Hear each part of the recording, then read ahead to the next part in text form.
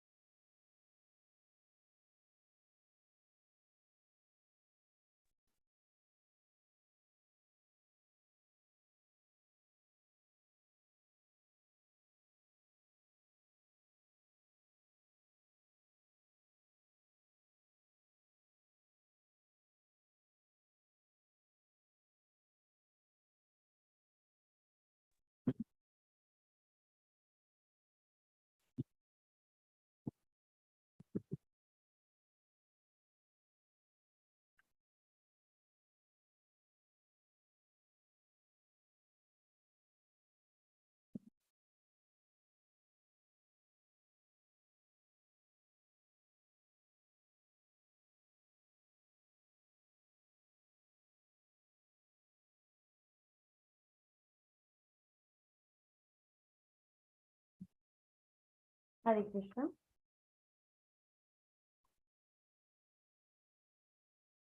Hare Krishna Mataji. Hare Krishna Mataji, Dandavat Pranam. Dandavat Pranam, everyone.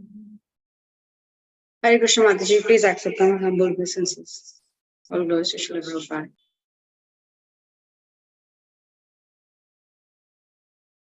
Jai Shri Prabhupada. Hare Krishna. So should we start? Yes, Mataji, please Mataji. Because time is running, no? Okay. So let's begin with the prayer.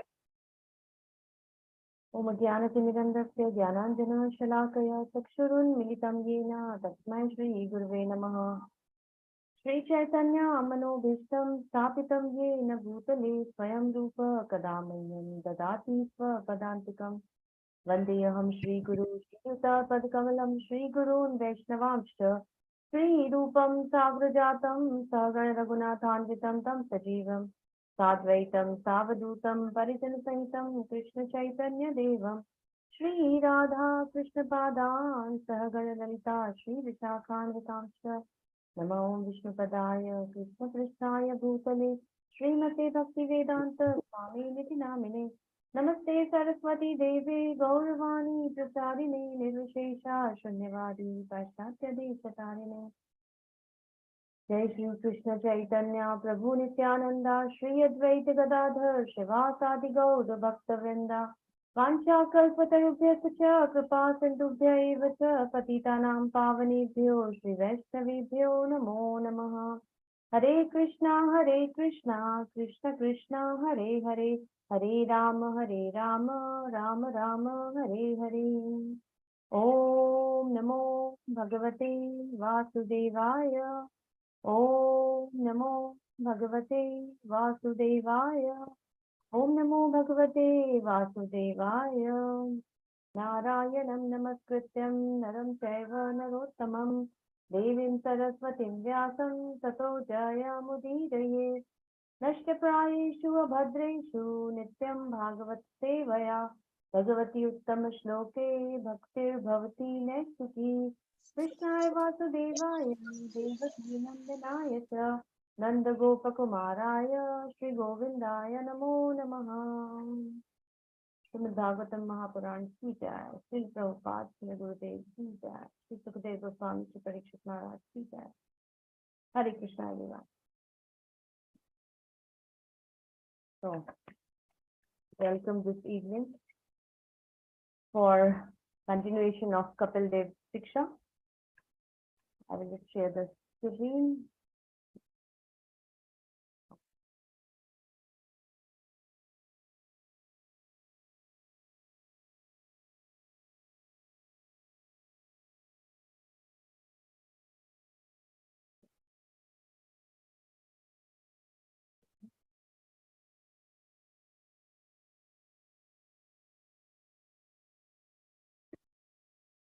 So we will start 27th chapter, which is the continuation of 26th chapter about description of Sankhya Yoga. That's what Mother Devuti is asking Kapil Dev, and he is continuing. So just to recap, this is the overview of this chapter, understanding material nature.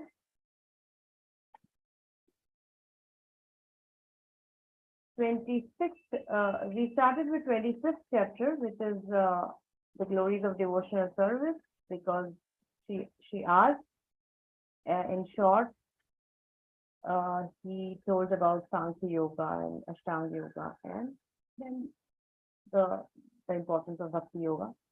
And then she asked in detail. So further, he started explaining about Sankhya Yoga. And then this is the continuation of that question from Devuti, question second. So how it started is teachings of Lord Kapila from 25th chapter to 33rd chapter is all his teachings. So first question, she approached and she remembered what Brahmaji said, that you will get a son and who will dispel all darkness. He is the incarnation of Lord. So you please dispel my illusion. I was in complete involved in self-gratification. So now you please, with your knowledge, you remove my darkness and free me from all kinds of faulty material association. That means you wanted liberation. So he gave the answer. Yeah, you practice Adhyatmika Yoga. And it can be done by Sankhya Yoga, Ashtanga Yoga, or Bhakti Yoga. Right? But superior is Bhakti. And how we can achieve also? He said, association of devotees, characteristics of a sadhu, and all those things we studied already in 26th chapter. And then she asked, oh, you are telling Bhakti is supreme. So how can I attain you? Being a lady, please tell something which is applicable to me. So how to attain you? By doing Bhakti, a devotional service. So then he explained in 25th chapter itself. So this is the answer. 25th chapter, 31 to 44 shlokas, which also we did last time. And then she asked, okay, I'm convinced that I have to do Bhakti, but please tell me about Jnana and Ashtanga also, because I want to get convinced nicely that I made a right choice. So, and Acharya says that one should understand all of the process so that we are fixed in our thing. We are sure we have to do Bhakti, but how much ever is given in Bhagavatam, we should know that details about other processes also. We don't have to go in other scriptures and search for it, but we should learn what is given by our acharyas, like that. So that's how 26th chapter started. Sankhya Yoga. The characteristics of Prakriti, Purusha, and elements, and then Karya Shakti, Srishti, and Virat Rupa, we did till there. And today's topic is further, which is understanding material nature, the Jiva, the Purusha, and the Prakriti, and then at last how a practitioner attains liberation. That's the end of 27th chapter, and then process of yoga, Ashtanga Yoga, which is another question, and it will be answered in chapter 28, which is also our today's discussion, where he is going to discuss about how a Ashtanga Yogi meditates on the Supreme Lord's form, and then the limbs also in detail. And that is this dharana and dhyana. Out of the 8 processes, dharana, dhyana, and samadhi. So this is all we will do. And the next question will be in further classes. So this goes till chapter 32, basically, his teachings, and then last chapter 36. So without delay, let's start 27th chapter. Now, there is a verse in Bhagavad Gita which says about Sankhya Yoga. Anybody remembers? It says about, that one who understands it rightly, that Sankhya Yoga and devotional service basically is the same, because it leads to the same goal. Actual Sankhya given by Kapil Dev. So, anybody remembers? It says in 5th chapter, 4th verse. I will repeat so that we have this understanding. Sankhya Yogo Prithak Bala Pravadanti na Pandita Ekam api asthita samyak Ubhayor Vindate Phalam. So, only the ignorant speak of devotional service as being different from the analytical study of material world, or Sankhya. Those who are actually learned say that he who applies himself well to one of these paths achieves the results of both. And then beautiful, purport. And in one more slok, 5.5, he says, Yat Sankhye Prapyate Sthanam Tadyoger api gamyate ekam Sankhyam cha yogam cha yah pashyati sa pashyati. So he is rightly understanding the subject matter, who understands this, who knows that the position reached by means of analytical study can also be attained by devotional service, and who therefore sees analytical study and devotional service to be on the same level, sees things as they are. So when it is said in the first process, in the Sankhya process, one has to become detached from matter, understanding the nature of spirit and matter. Spirit has nothing to do with the matter. We saw the different characteristics, right? So Prabhupada is telling in the first process, Sankhya, one has to become detached from matter, and in the devotional yoga process, one has to attach himself to Krishna, to the Supreme Lord. So detachment from the matter and attachment to the Supreme Lord. Factually, both processes are the same. Although superficially, one process appears to involve detachment and other process appears to involve attachment. Detachment from matter and attachment to Krishna are one and the same. One who sees like this sees things as they are. So this is what Bhagavad Gita says, 5.4 and 5.5. And somewhere in the purport, Prabhupada writes in the Bhagavad Gita itself that it's like Sankhya Yoga is what? Elementary study of matter and spirit. Okay, what is the difference between, we were discussing this, I think, even scientists also study metaphysics about different elements, characteristics of the elements, but the difference is what a devotee study, or what is there in the scriptures, it is related to the, what is the difference? Anybody can say? Difference between those people studying about different elements minutely and we studying about the nature and characteristics of different material elements. What is the difference? Yes? Mataji, it's relation to Krishna? Yeah, exactly. What we study, it is all in relation to the Supreme Lord. And what they study as an independent element, water has this characteristics, sugar has this characteristics, or, other things like that, air, water, everything. But we see and study and analyze everything in relationship with the Supreme Lord, that everything is emanating from Him. So that is the difference, Therefore, this all thing what we study is purifying. But what they study is just their analytical, mental, functioning of their brain. So that is the difference. It is related to the Supreme Lord. So understanding the analytical study of this subject matter by, Kapil Dev is we are getting more closer to the Lord, understanding His greatness, His creation. So that is a big difference between their studies and our studies. Okay, so continuation of Sankhya philosophy from chapter 26. We continue to study chapter 27, and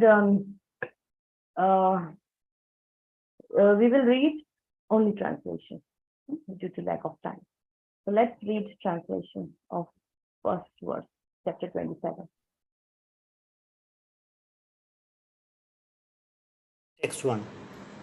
The personality of Godhead, Kapila continued.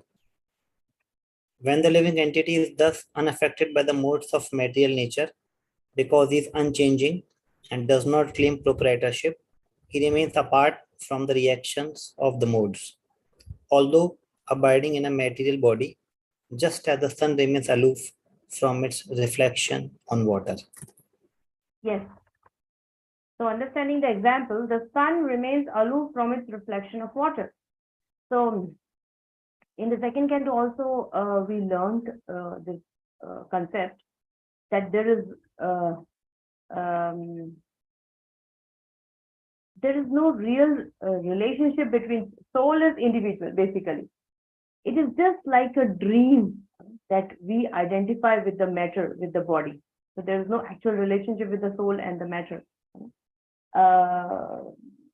There was one verse which says that when we are in a dream state, then we are affected by what is happening in the dream. Getting fearful or getting happy or laughing or running or whatever. So it is just like a dream. Once we wake up from the dream, we realize it is not real. It is not true.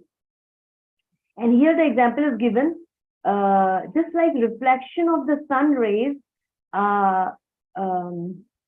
just as the sun remains aloof from its reflection. So when we see the reflection in water, sometimes the water moves and the reflection moves. Sometimes we put stone and the ripples come and the reflection also become disturbed. So when water moves, the reflection moves. And when water is muddy, the reflection is also affected. It also becomes pale. It's not clear. And sometimes when we put two different stones and two ripples, two circles, then the reflection also is broken. The reflection of the sun is broken. But it has nothing to do with the sun. The sun is as it is, aloof. Original sun is not affected at all. It is only the reflection. Similarly, so here it is compared as, original sun is compared as Jivatma, and reflection of the sun is the misidentification of the Jivatma with the body. So when the living entity is thus unaffected by the modes of material nature because he is unchanging and does not claim proprietorship, he remains apart from reaction of the mode. So as long as he is getting affected, as long as he is misidentifying with the matter or with the body, he is getting affected. But when he understands he is beyond the three modes, then he is not affected. So Jiva unaffected by the gunas. And actually it is said, because the Jiva is a spirit, soul, part and parcel of the Supreme Lord, he should not get affected with the matter. So if I write here in the purport, avikara and vikara. Avikara and vikara. So avikara means without change. Each and every living entity is part and parcel of the Lord. So his eternal position is to cooperate or dovetail his energy with the Supreme Lord. That is his unchanging position. That is his rightly situated if he is doing like that. But as soon as he employs his energy and activities for sense gratification in this material world, this change of position becomes vikar. Vikar ho jata hai in his original state of being. Similarly, even in this material body, when we practice devotional service, we come to the platform of position which is without change, because that is our natural duty, avikaratvara state. When one becomes detached from material attraction and engages fully in devotional service, that is changeless, avikarat, which is said here, avikarat akartatvam. Akartatva is not doing anything for sense gratification, but doing our original duty of serving the Supreme Lord, being the part and parcel of the Supreme Lord. So when one does everything for Krishna, there is no proprietorship. But when we do it for ourselves, then we think this is mine, that is mine, and I am the enjoyer. So when he is in avikar state, when he is in the natural state, and he is not claiming the proprietorship, he can situate himself in the transcendental position in which one is not touched by the modes of material nature, just as the reflection of the sun is unaffected by the water. So actually the constitutional nature of Jiva is he does not get affected by matter, but when he identifies with the matter, with the body, then he gets affected, right? So that means when we wake up, we realize that was all dream or that was all not true. But as long as we are in that dream, we think we are a part of it and get affected. Right? So, and actual liberation means waking up from that dream. Actual liberation is coming in reality. And once we wake up, we no longer identify with those things, what we saw in the dream, and we are happy, therefore. So, text number 2. Text 2. When the soul is under the spell of material nature and false ego, identifying his body as the self, he becomes absorbed in material activities. And by the influence of false ego, he thinks that he is a proprietor of everything. Yes. So it is when the soul is under the spell of material nature and false ego, by the influence of false ego. This is important. False ego, which is not our true ego. He thinks that he is the proprietor of everything.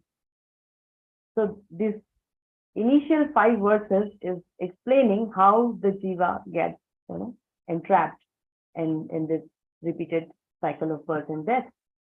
So although he is pure by nature, being the part and parcel of the Supreme Lord, but because of the false ego, he identifies with his body as self. I is different from my gross and subtle body. But when I identify with this gross and subtle body, then that is false ego. That is ahankar. And by this false ego, he thinks that he is the proprietor of everything of his body and everything what is related with his body. So that is the thing. The verse itself says, Ahankara vimudatma kartasmiti abhimanyate. And there is a similar verse in Bhagavad Gita, Prabhupada says, which is that verse number and verse 327, I think, Mataji. Yes. Or how it starts with? प्रकृति क्रियमाणानि गुणकर्माणि सर्वशः अहंकार विमूढ़ात्मा कर्ता अहम इति मन्यते. Yes. Yes. So that same point here. Ahankara vimurata karta aham iti manyate. That's what Prabhupada is explaining here.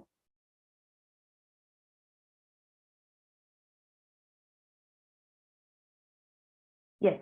Then the third verse is, what is the result when he gets afflicted by that kind of false ego?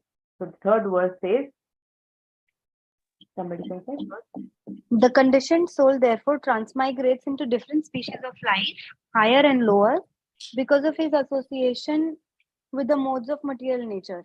Unless he is relieved of material activities, he has to accept this position because of his faulty work. Exactly. So what is the result? Leads to samsara. Samsara means repeated birth and death. There's one word in 7th canto, Prahlad Maharaj says, Evam janam nipatitam prabhavahi kupe. It is 7.9.28. Evam janam nipatitam prabhavahi kupe. So there is this word comes prabhav ahi kupe. Ahi kupe means blind well. Kupe means well. Ahi kupe is a blind well. And prabhava, in this material existence, which is considered as a deep, dark well and blind well. Excuse me.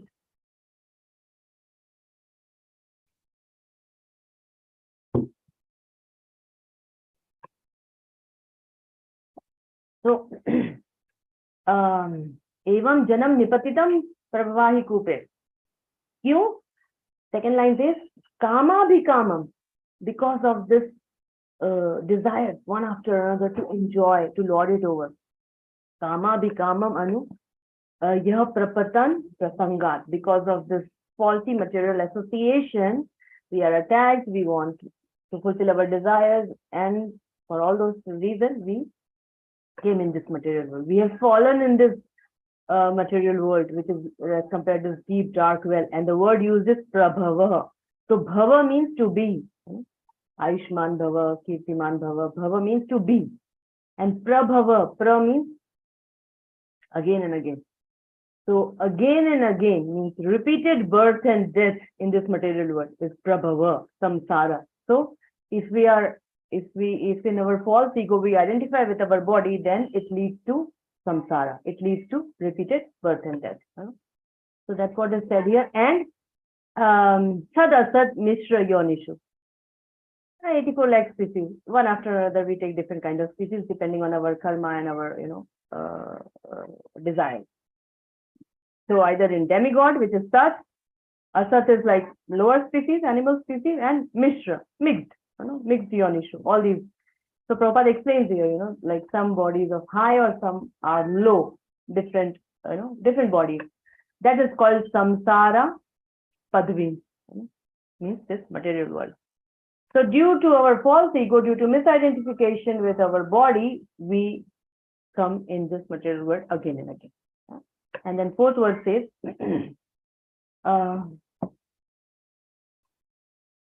fourth word.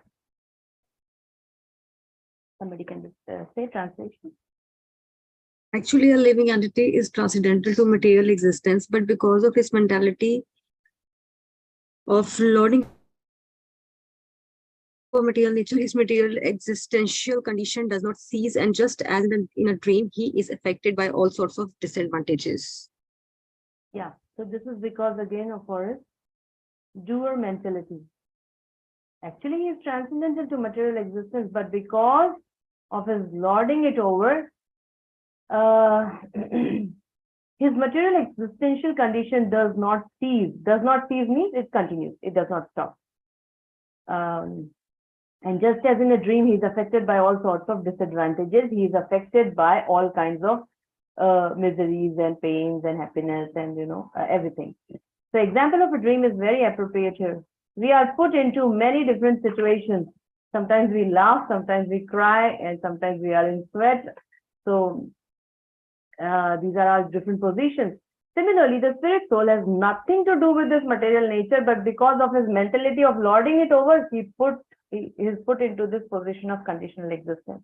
So this dream situation is very easy for us to understand that as what we see in dream is not true. Similarly, when we misidentify with things of this material world, we suffer, or we so-called, feel that this is mine, that is mine, and I get attached, to the reactions, everything. So this dream example is very appropriate. Prabhupada says, we claim that we are proprietors, enjoyers, and friends and all, and if one may, he says there is no good, real friend in this material world. Someone may proclaim himself to be a very good national worker, the best friend of the people, or he is doing a good work, but he cannot be the greatest friend of everyone because we have limitations. There are so many people. We cannot be friend to everyone at all the time. So although one claims to be a friend, He cannot be a friend unlimitedly, but Krishna can be. Because there are unlimited number of living entities, and we have limitations.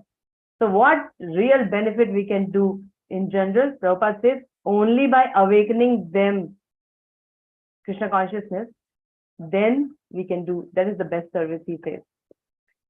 So what is the solution? It's the fifth word. Solution is, somebody can read. It is the duty of every conditioned soul to engage his polluted consciousness, which is now attached to material enjoyment, in very serious devotional service with detachment. Thus, his mind and consciousness will be under full control. Yes. So the pivot is the mind. So solution is to control the mind through bhakti and detachment. Same mind which is engaged, which is polluted now because of his engagement in other things, in material enjoyment, same mind, if we can attach with Krishna in service in devotional service, then that is the solution to get out of this samsara.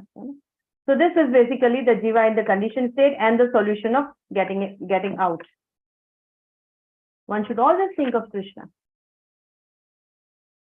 Unless one's mind and one's consciousness are fully engaged in Krishna's service, mind will go for sense gratification. And mind cannot stay empty, So that is the thing. And then from 6th onwards, attaining liberation by jnana. So the process of abhideya, basically. How to attain liberation by this process. So let's read 6th one.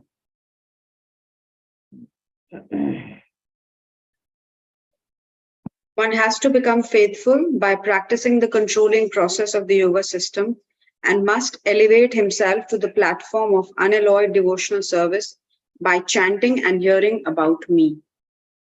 Yes. So Shraddhayanvita Mai Bhavena Satyena Mat Katha Shravanena Cha. And how? Start with Yam Adibhir Yoga Pathe. So faithfully practicing all the controlling process of yoga system. We should elevate ourselves to the platform of unalloyed devotional service. So it is said any process, according to Kapil Dev, even if Gyan or Ashtang, a little bit of bhakti element is required to achieve the goal of that process also. So what is this process of Gyan Yoga is telling? Shraddhayanvita. First, one needs some faith. It is very important, our acharyas explain this, for any process other than pure devotional service, the initial prerequisite is faith. Initial prerequisite or initial qualification is faith. Faith. We hear, devotional service also we say, Shraddha. It starts with Shraddha. So Shraddha is required for bhakti also. It is true. Shraddha is required for bhakti when we are really, into that process of doing devotional service. But bhakti starts even before. We see, for the practice of pure devotional service, we eat prasad or we give somebody prasad. He does not know the value of prasad, but he just likes, wow, so nice, sweet. He just appreciates it. So agyat sukritis gets accumulated. So even before he understands that something about bhakti or whatever, he just he appreciates. So it is said, even before his faith in bhakti develops, his bhakti starts. So bhakti is independent of anything. That's very good. So when real faith or real shraddha comes, then surely pure devotional service he understands and he practices. But even if one practices the limbs of pure devotional service without faith, so according to Rupa Goswami, what are the limbs? Seeing the deity's darshan or eating prasad, all these things. So one does it without knowing also sometimes, in the beginning stage itself. And then I gave an example, one Bengali person was appreciating Prabhupada only because he was Bengali. But then later he became a devotee. So agyat sukritis it gets accumulated. And then the faith comes. So that's how it increases. So faithfully practicing all the processes, and then he should, by hearing and chanting, He should elevate himself. So this is first, and then 6, 7, 8, 9, 10, 11, we see this different whole process. So 7 to 8 are now qualities a jnani should cultivate. So this is like the qualities which is described here. It's for jnani and for bhaktas also. Why? Because to reach to let's say you have to go to Bombay or Calcutta or Pune or Mumbai, whatever, you have to go to airport. Right? After going to airport, you may catch Pune flight or Mumbai flight or Delhi flight, whatever, but you have to reach to the airport, So these qualities, what should be cultivated by jnanis is well, achieved by devotional practice also. So let's discuss about these qualities from verse number 7 to 10. Yeah, we can read. Mataji, just the text 7 or 7 to 10? Let's read one by one. Text 7, translation. In executing devotional service, one has to see every living entity equally, without enmity towards anyone, yet without intimate connections with anyone. One has to observe celibacy, be grave, and execute his eternal activities, offering the results to the Supreme Personality of Godhead. Yeah. So it's beautifully mentioned in by Prabhupada also, and in Subodhini also, one by one. All of you have Subodhini book. It's very helpful. Do you all have, or should I share?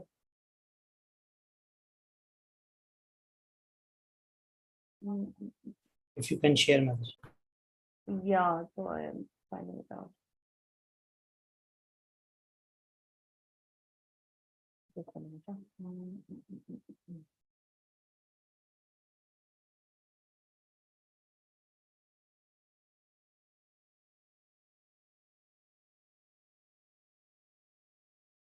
Oh, there is something.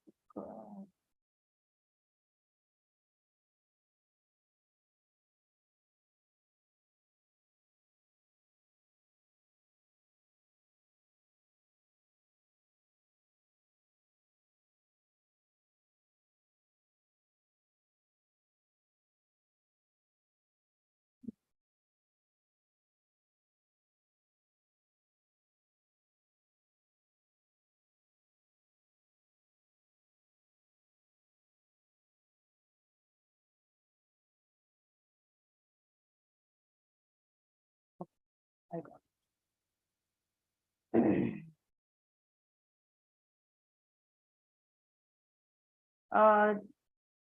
Are you able to see? No, not Subodhini, Mataji. The earlier screen is coming. Okay, fine.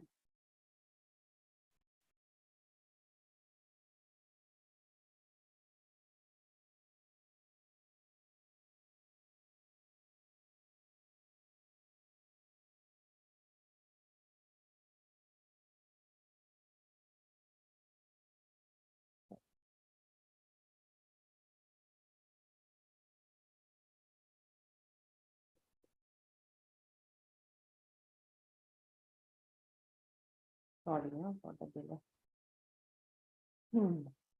It will be easy for us to understand. Yeah.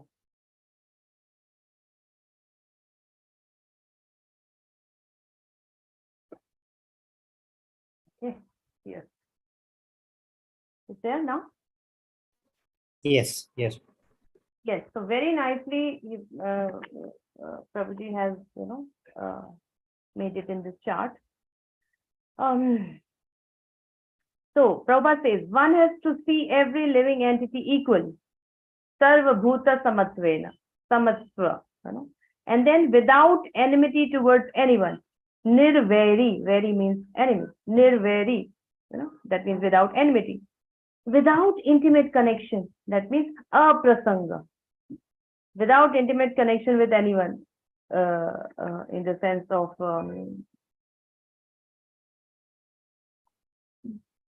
which is not truthful in one sense. One has to observe celibacy, brahmacharya, be grave, mourn, And every quality Prabhupada has wonderfully described in the purpose, So being equally means Vidya Vinay Sampanne Brahmane Govi Hastini. And then without enmity, no enmity for anyone, thinking everybody, accepting everybody as part and parcel. So aprasangat, that means no intimate connection, not to be intimate touch with everyone. So a devotee is concerned. It is so nice, A devotee is concerned with his execution of devotional service, and he should therefore mix with devotees only in order to advance in his goal. He has no business mixing with others, for although he does not see anyone as his enemy, his dealings are only with persons who engage in devotional service. He does not see anyone as enemy, but still he is choosing how and whom should I associate him. See, we have this senses, and the senses are like 9 gates where things get entry. So what we are seeing, what we are hearing, what we are smelling, it all affects my consciousness. So I keep a rule or a restriction on what should I put it inside and what should I restrain. There is a visa when we need to go to other countries, they provide visa. The permission to enter into that country. Everybody is not allowed.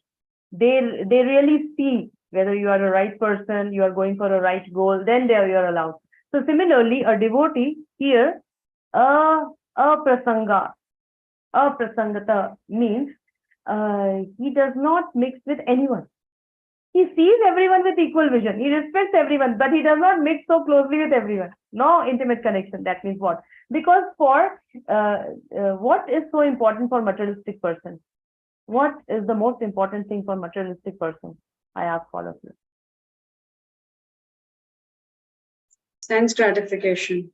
Yes, and for that sense gratification, they do everything and anything, So for materialistic person, sense gratification and facilities for sense gratification, money for sense gratification is required. That is their main goal. Yena kena prakare, we should have that according to them, materialistic person. And for devotees, faith. So Satisfaction of Krishna. Yeah, okay, that is also good. It is said for materialistic person, money is important. And for devotees, faith is important. Kuch bhi ho jaye, I will not associate with somebody who pulls my faith down, right? We agree? We always try to associate with those people who keep our faith strong and also elevate that faith, more and more it becomes strong. So for devotees, faith is important. For materialistic person, money is important. They don't want to talk to anyone who helps them in losing their money. They are so concerned about money. They will do anything. And we devotees do the same for faith. We travel to associate with sannyasis and disciples and senior devotees to develop that faith. So we do anything for increasing our faith. And materialistic people do anything for money because they will give them satisfaction, self gratification. So aprasangat means not to be intimate touch with everyone. No intimate connections like that. Brahmacharya, celibacy, we understand. Mauna being grave. So Prabhupada also translates here. Mauna means speaking only about Krishna consciousness. Mauna means silence. Silence does not mean that one should not speak at all, but we should not speak nonsense. So that's how Prabhupada explains. Now let's go to 8th verse. Another quality.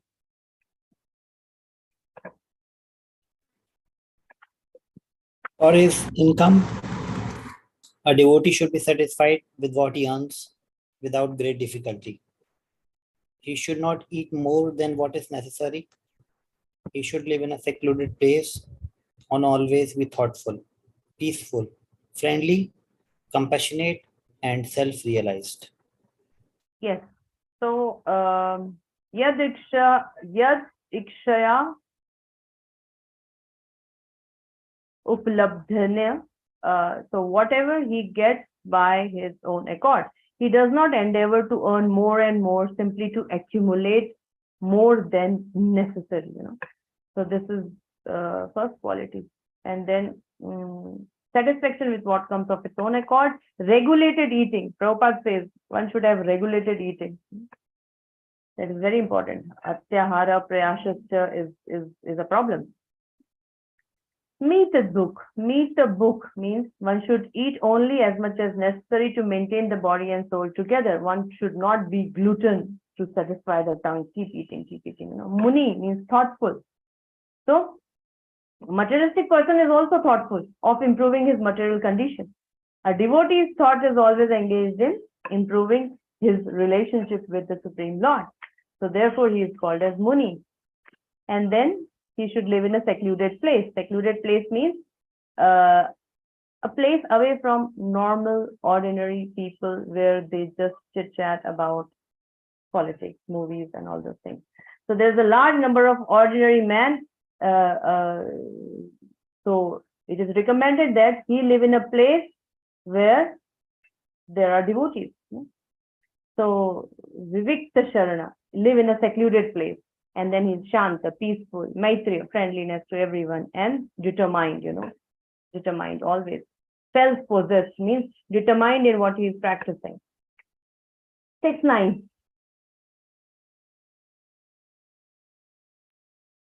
One's seeing power should be increased through knowledge of spirit and matter, and one should not unnecessarily identify himself with the body and thus become attracted by bodily relationships. Yes, one's seeing power should not be increased through knowledge of spirit and matter. So he should not have thoughts of I and mind, basically, in terms of his body and bodily relationships, by realizing the true knowledge. So that is the point. He should distinguish between the nature of matter and spirit. By this knowledge, he should avoid this false bodily concept of life. And then 10th verse. One should be situated in the transcendental position beyond the stages of material consciousness and should be aloof from all other conceptions of life. Thus, realizing freedom from false ego, one should see his own self just as he sees the sun in the sky. Yes. So this is another beautiful thing. Just like one sees sun with eyes, one must see Paramatma inside staying in all the living entities, So there are, Prabhupada explaining 3 types of stages of material conception. It is Jagrata, Swapna, and Sushupti. Sushupti. So, these 3 stages he's describing. When we are awake, consciousness acts in a particular way. We are awake. When we are in a sleep state, it acts in a different way. And when we are in a deep sleep, it acts in still another way. So there are different conditions. And when one becomes Krishna consciousness, one comes above all the 3 states. So he is like in a completely awake state, and he realized the Paramatma with his healthy eye. He is awake. With his eye of devotion, he is able to see. Perfect devotee may see movable and immovable objects, but in everything he sees that energy of Krishna. He is connecting everything with the Supreme Lord. So, Prabhupada is explaining, when the false ego is removed, actual vision is perceivable. When false ego is removed, then we can see things in reality. Real service of the Lord begins when the senses are purified. One does not have to stop the activities of the senses, but false ego of identifying with the body has to be removed. So activities will go on. Desires will go on. We have to purify the desires, and we have to dovetail our activities from sense gratification to Krishna service. And that is the purified consciousness. And in that purified consciousness, one can actually discharge pure devotional service. Right. So text 11. Now it's the super soul, the characteristics of the super soul. Yes. A liberated soul realizes the absolute personality of Godhead, who is transcendental and who is manifest as a reflection even in the false ego. He is the support of the material cause, and he enters into everything. He is absolute, one without a second, and he is the eyes of the illusory energy. Yes. Thanks, Prabhuji. So Asati Sat Abhasam manifests as a reflection even in the false ego. It is said, who is this Paramatma? The Gyanis, their focus is on this realization. So Sato Bandhu Chakshu. So basically this word says Mukti Linga. Mukti Linga means transcendental. Prabhupada is telling transcendental. Object of realization for the liberated soul, this Paramatma, the super soul. And he constantly remains in this person understands that this Paramatma is in everybody's heart as Antaryami. Andantarastha Paramanu Chayantarastha. Everywhere he is there, in big or small body. And Sato Bandhu. He is the cause of Prakriti, it is said. He is the support of material cause, and he enters into everything. And Asat Chakshu, so the revealer of the material element, he is one who gives life even to inanimate object as Paramatma. Like we see, the sugar is sweet, the salt is salty, water is fluid, whatever the nature of every element, because the Paramatma is there in every element, that function of that element is functioning or working. So all these things are inanimate, but they are able to exhibit their quality only because Supreme Lord as Paramatma is there. So this is the cause of Prakriti and the revealer of the material elements, Asat Chakshu, and pervades into everything. Anantarasa Paramanu Chayantarasam. It enters every material element and makes them act according to their nature. So, and every element, as I said, sugar or salt, they act, they don't change their dharma, because the Supreme Lord is present and he is making them act in their dharma. So, pervades into everything, and he is Advayam, one without a second. So, alone, one without a second is Eko Bahunam Yo Vidadati Kaman. One Lord who provides or fulfills the desires of all other living entities, So, that is the characteristics of the super soul. And then 12:13, let's read together. It says something, interfering the presence of the soul and inferring the presence of the soul and the super soul. So we read together. The presence of the Supreme Lord can be realized just as the sun is realized first as a reflection on water and again as a second reflection on the wall of a room, although the sun itself is situated in the sky. The self-realized soul is thus reflected first in the threefold ego and then in the body, senses, and mind. Yes. So the chart shows very clearly there is a sun in the sky, and that sun is reflected in water, and the reflection of water is on the wall. So we can infer the presence of sun by seeing these reflections. Similarly, pure jiva because the jiva is a part and parcel of the Supreme Lord. So in the pure state, it's pure jiva, influenced by the threefold ahankara reflection, reflected in body, senses, and mind. So when he is in ahankara, then he has this body, senses, and mind to have that proprietorship, controllership, enjoyership. That infer the presence of a jiva. So similar to the sun example, we can clearly understand the inference of the presence of the soul and the super soul. And Supreme Lord, it is said, Lord reflected in everything by his energies, because everything is working. That gives the inference that the Supreme Lord is present in everywhere. So the presence of the Supreme Lord can be realized just as the sun is realized first as a reflection on water and again as a second reflection on the wall of a room, although the sun itself is situated in the sky. So Prabhupada says, the presence of the Lord is perceived everywhere. The room is dark and the sun is far away, but the sun's reflection on water illuminates the darkness of the room. presence, the sun is there, far away, but because of the sunlight, the darkness is removed. That shows the presence of the sun. We can infer. So it's said Anuman Praman. Anuman say we can understand its presence. So similarly, the liberated soul, just as the sunshine and the reflection can be perceived everywhere, although the sun is situated far away from the surface of the globe, similarly, the liberated soul can perceive the presence of the Lord everywhere. This is the understanding of these two verses. Okay, let's go to 14 verse. 14 to 16 will read together, soul without material covering. So let's read 14, 15, 16 together.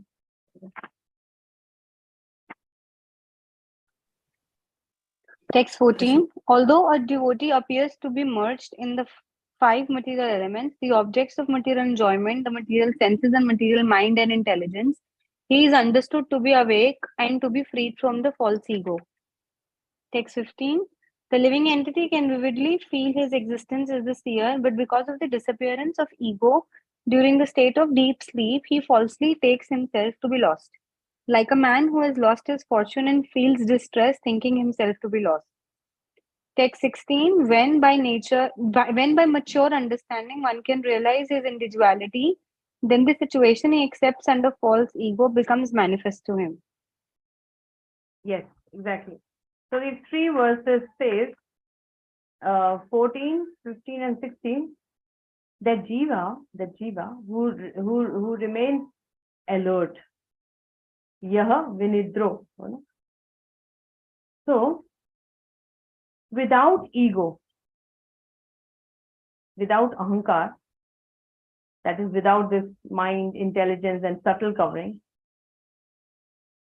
there are two possibilities which is said, when it will be clear ahead also in the verses. Liberation means giving up the, see, when we die, when a person dies, he gives up the gross body. And subtle body goes. And he takes accordingly another body in another, species or whatever. Liberation means giving up the gross body and the subtle body also. That means he's free from that mind, intelligence, and ego. That means liberation. So when he is liberated, then all the gross and subtle coverings are removed. So it is here said that when he understands this, by mature understanding, one can realize his individuality. Then the situation he accepts under false ego becomes manifest to him. That means he understands. After careful consideration, he thinks when he leaves his body, or in the liberated state, when there's one is this liberated stage, and another stage also when at the time of dissolution. That means when Mahavishnu bodies, the jiva and everybody, the prakriti, the universe will come, and then all jiva gets their body, and then at the end of Brahma's life, they all go back to Mahavishnu's body. At that time also it is said the gross and the subtle bodies, they are free from both the bodies, but they are still attached because they have not yet completely purified, but they have gone inside the body of Mahavishnu. So that stage is like dormant state. When again the universe form, and when again the jiva becomes active, the modes become active, they come in their normal position, and they, whatever desires they had, they continue. But those are the two situations. One situation is when one really gets liberation, then he's free from gross and subtle body, and another situation is at the time of dissolution, when the life of Brahmaji gets over. So all the living beings merge in the body of Mahavishnu, and at that time also it is removed. But that time when it is removed, it is not the liberated state. It is just some kinds of intermediate stage where they are in a dormant state. But when they understand, at that time they are thinking they don't have a gross and subtle body. So they realize this, I am not dead actually. What is dead is this gross and subtle covering. That is, I am different from you. gross and subtle covering. That understanding that they get, that is their self-realization. But then because their desires are not yet fulfilled, so again they take body, So because under the false ego becomes manifest to him, he still has material desires to enjoy. So it is said, false egoistic acceptance of things conditions one, whereas acceptance of things as they are makes one liberated. So this false identification is the root cause of basically everything, which keeps us entangled in this material world. Prabhupada gives the example of money, when we identify with ourselves with money, when money is lost, we think we are lost, but we are actually what we are. Money is lost, some car got hurt, a car got accident and it gets broke. We say, oh, I'm broken. My car, say I'm so much identifying, so we think that we got that hurt. So that's what Prabhupada says. I am not money, but because I'm connecting it with the money or those property or whatever, I feel the pain. The right understanding is it belongs to Krishna, so let me use it for Krishna service. So living entity, now the 17th verse, Devhuti has this question. So let's read 17 and then we discuss. After understanding all these things, she has some questions. Shri Devhuti inquired, my dear Brahman, does material nature ever give release to the spirit soul? Since one is attracted to the other eternally, how is their separation possible? Yeah, Prabhuji till 20. Text 18. As there is no separate existence of the earth and its aroma, or of water and its taste, there cannot be any separate existence of intelligence and consciousness. Hence, even though he is the passive performer of all activities, how can there be freedom for the soul as long as material nature acts on him and binds him? Even if the great fear of bondage is avoided by mental speculation and inquiry into the fundamental principles, it may still appear again, since its cause has not ceased. Yes. So he has this doubt. Living entity, the first 17th verse says, Devhuti Uvacha, it says living entity and material nature. They get attracted to each other. Their bonding is so much because living entity get attracted to material nature and material nature gives them all facilities. So both are so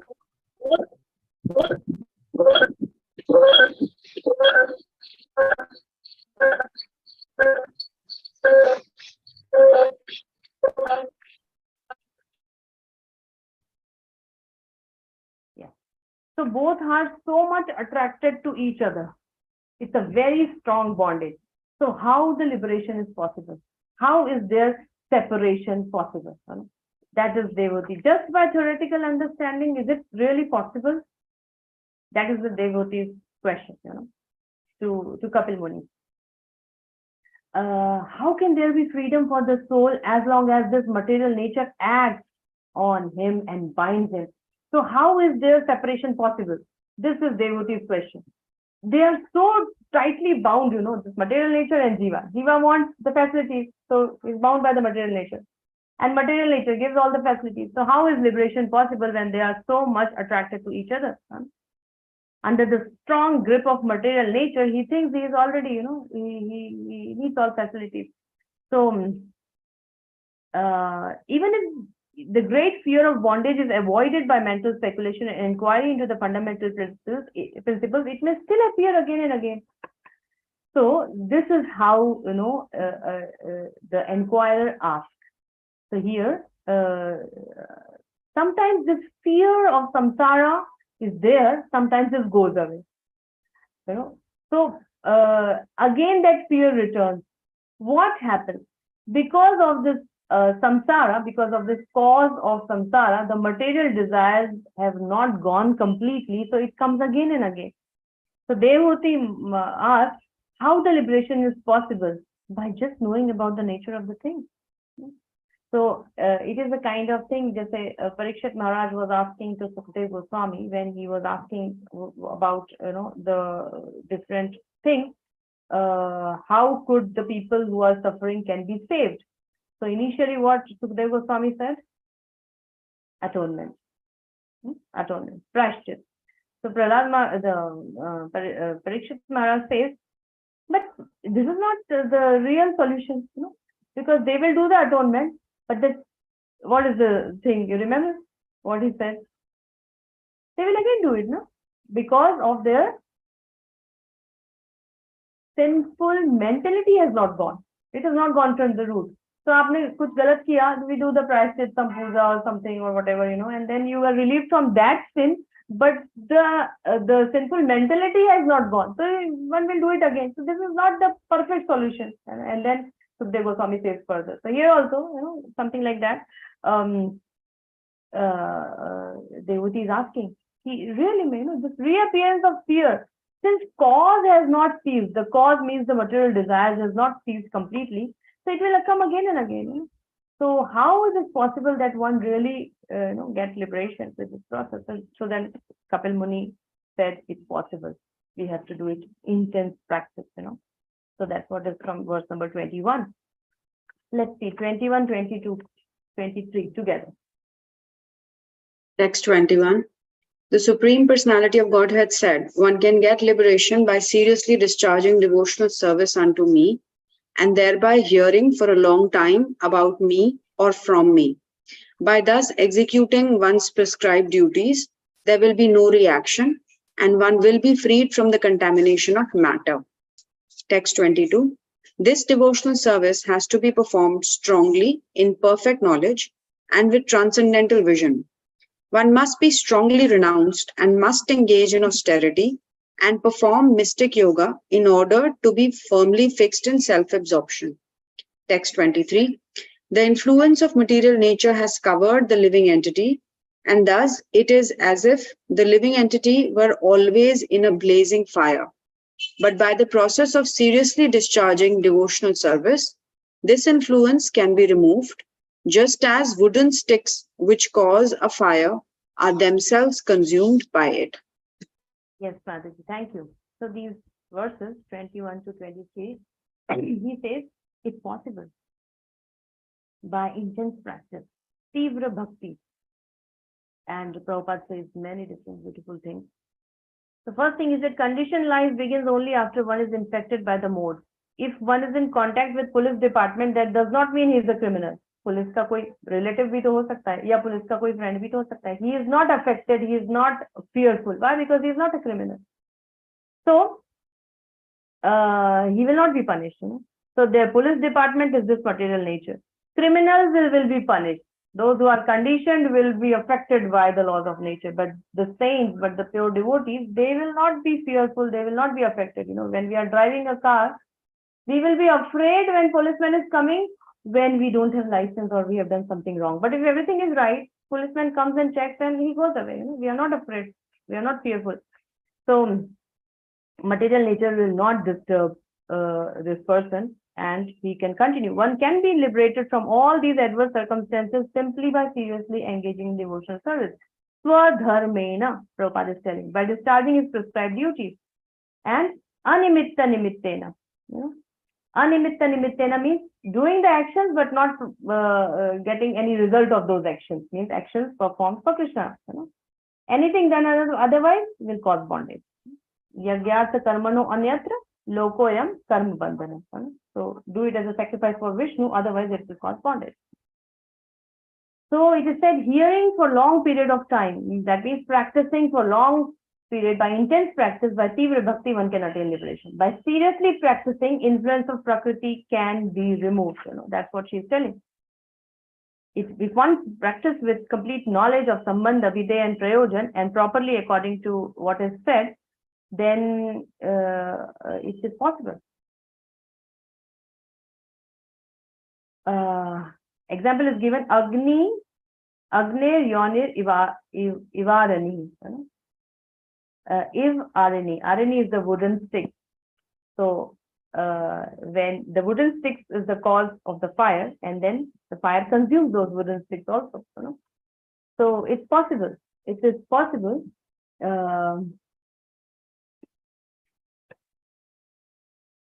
A person performing all his practices using his gross and subtle body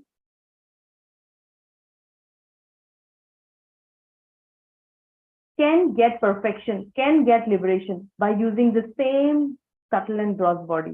He can achieve the perfection. These are the means. And then Prabhupada says the wooden sticks which are the cause of the fire are also consumed by the fire. The gross and subtle senses, they are also consumed. These senses are used, and then wooden sticks which are cause of fire are also consumed by fire if it is properly dealt with. Similarly, the living entity's conditioned life of material existence is due to desire to lord it over, due to envy. The main diseases are that two main diseases he described. First, we want to become lord. Second, we want to lord over the material nature. These are the two things. So these two diseases are due to material contamination. A devotee, like Arjuna, he gives the example. Apparently a fighter, but when by his fighting he satisfied the senses of the Lord, he became a devotee, and then no reaction. Same activity Duryodhana was also doing, Arjuna was also doing, but Arjuna is relieved. So by serious practice, we can be relieved of all the reactions. Devotee may look like doing the same thing as a karmi, but there's a big difference. He's doing it for the pleasure of the Lord. So, Kapil Dev, now in next 24th verse, Prakriti cannot harm an enlightened soul because he's completely fixed. So, if you practice this path, Kapil Dev says, separation from Prakriti is possible. So that's what is verse number 24. Because of performing the process nicely and understanding the nature of the body and the soul and the other things, he sees how the Prakriti works. So that is verse number 24. So let's read 24, 25, 26. Text 24. By discovering the faultiness of his desiring to lord it over material nature, and by therefore giving it up, the living entity becomes independent and stands in his own glory. Text 25. Yes. Yeah, text 25. In the dreaming state, one's consciousness is almost covered and one sees many inauspicious things. But when he is awakened and fully conscious, such inauspicious things cannot bewilder him. Text 26. The influence of material nature cannot harm an enlightened soul, even though he engages in material activities, because he knows the truth of Absolute and his mind is fixed on the Supreme Personality of Godhead. Yes. So in summary, these three verses says, Prakriti cannot harm. That means he sees with discrimination the faults of the Prakriti. Faults of the Prakriti means how the Prakriti works. He sees that. So he understands them.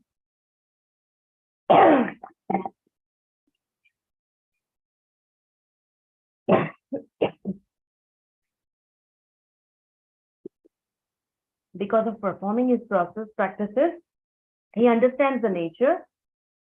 He sees dushta dosha, the fault in Prakriti. How Prakriti traps the living entity. And parityakta, he gives it up. And on such a person, Prakriti can never harm him. Because he sees drishta dosha. He has seen faults of Prakriti. He has that discrimination power now. So therefore, he is situated in correct path. Swa mahimne chitasya cha. So Prabhupada says he is rightly situated in his own glory. That means in his own position, which is as the servant of the Lord. To be the servant of the Lord is the greatest position, which is misunderstood in the material world. Servant means something lower, but Prabhupada says this is the highest position one can get, actually, the servant of the Supreme Lord. So this is glorious. Swa Mahimni Sitasya Cha. And then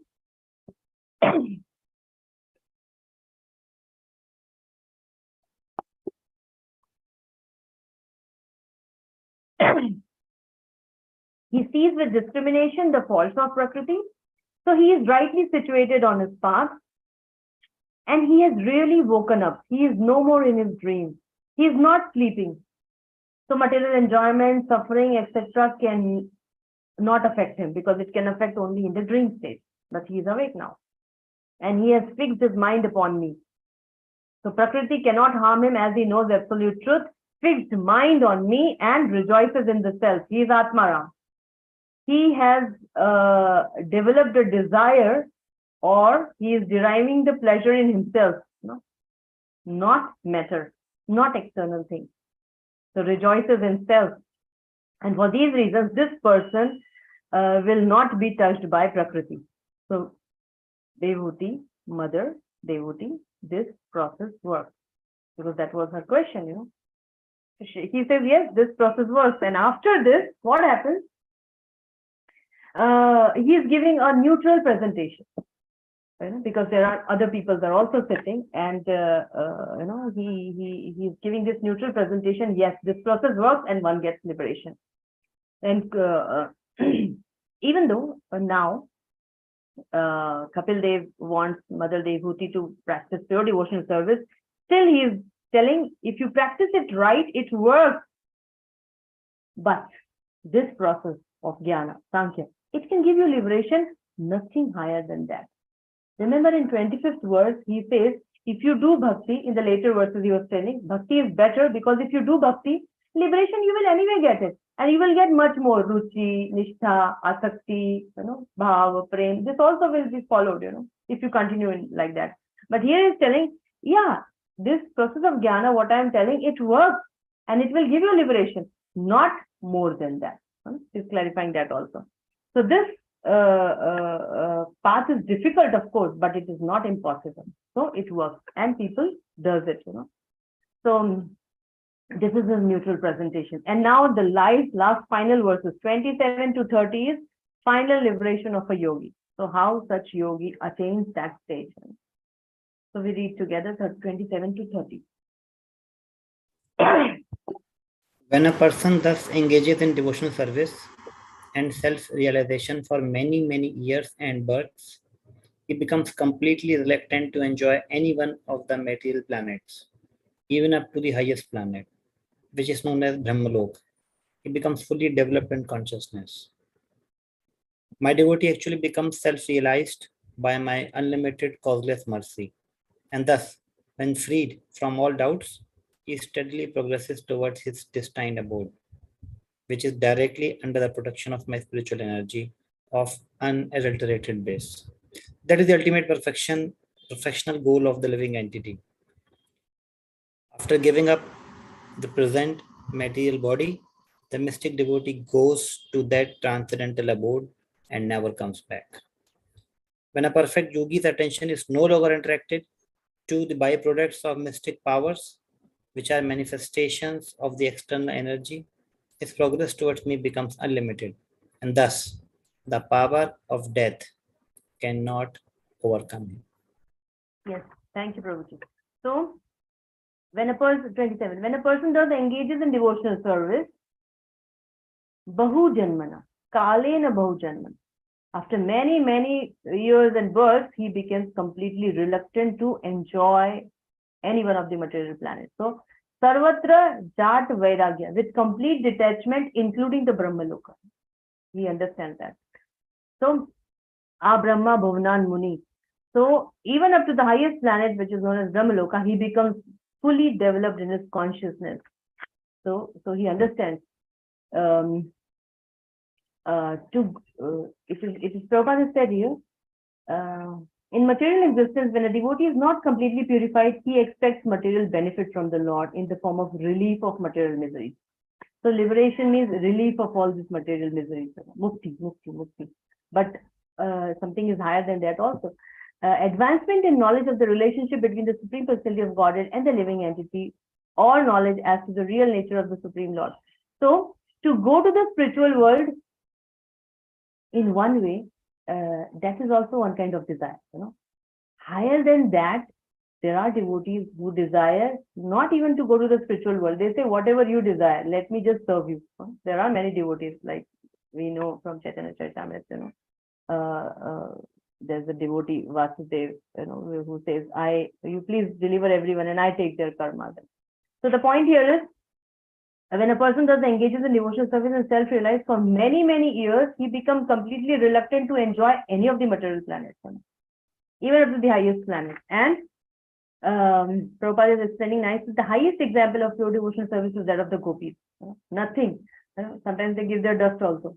If we go to hell, no problem. But if it releases Krishna's headache, it's okay. That story we know. Dust in the Krishna's head. Fine, So this is the highest platform.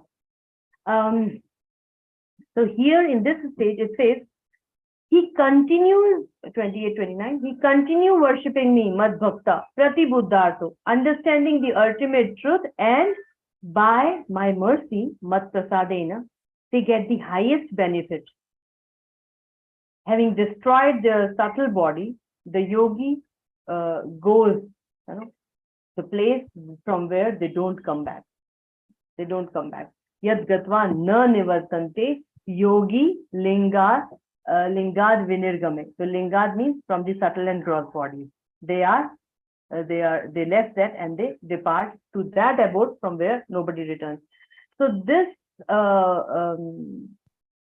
position also is desired by many, and they go there. Prabhupada says, because there is not much engagement, they come back also.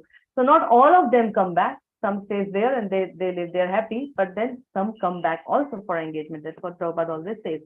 It's because there's no joy there, no bliss there. So and this position in personal jyoti is not like our higher planetary systems like Swargaloka. Shine Punye Martyalokam Vishanti. This is a verse where you go, and then once your things are over, your good credits, you come back. But this place, the liberation, you don't come back. That is what it is said. Yat gatva na nivartante yogi lingadi vinirgame. So after departing, they don't come back. That is, some comes back, as Prabhupada says, but those who want, they can stay. This is the eternal offer, And then, when a perfect yogi's attention is no longer attracted to the byproducts of mystic power, this is another thing. In the journey, many things come. If you get attracted there, then you don't reach the goal. So, if you don't get attracted to the byproducts of mystic powers, and what are the byproducts of mystic powers? Mystic powers, byproducts.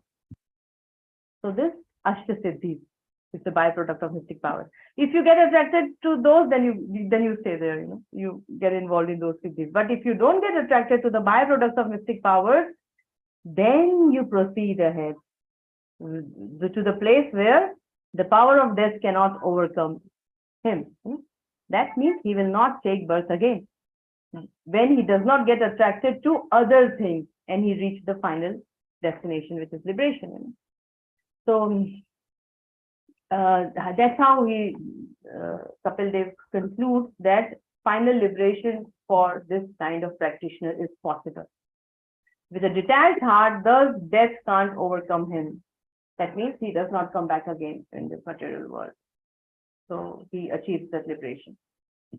And then this chapter finishes, and then he starts about Ashtanga Yoga. That how that another process also leads to liberation. The goal is achieved by that process also. And then in the 29th chapter, he will explain about Bhakti, how Bhakti is superior to both. So that we will discuss after the break. What is the time now? 20:23. Can we come back at 8:30 and start our chapter number 28? Yes, Thank you. yes. Hare Krishna.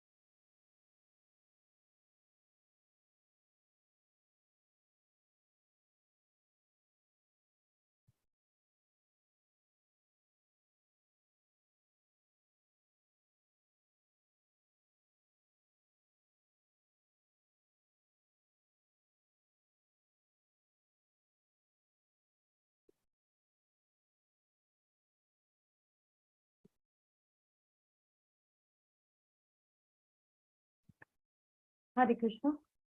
Yeah. So we start next chapter. I would like really, if you all are there, please switch on the video. You know? Otherwise, I will not come to know whether you are there or not. Yes, I can see now.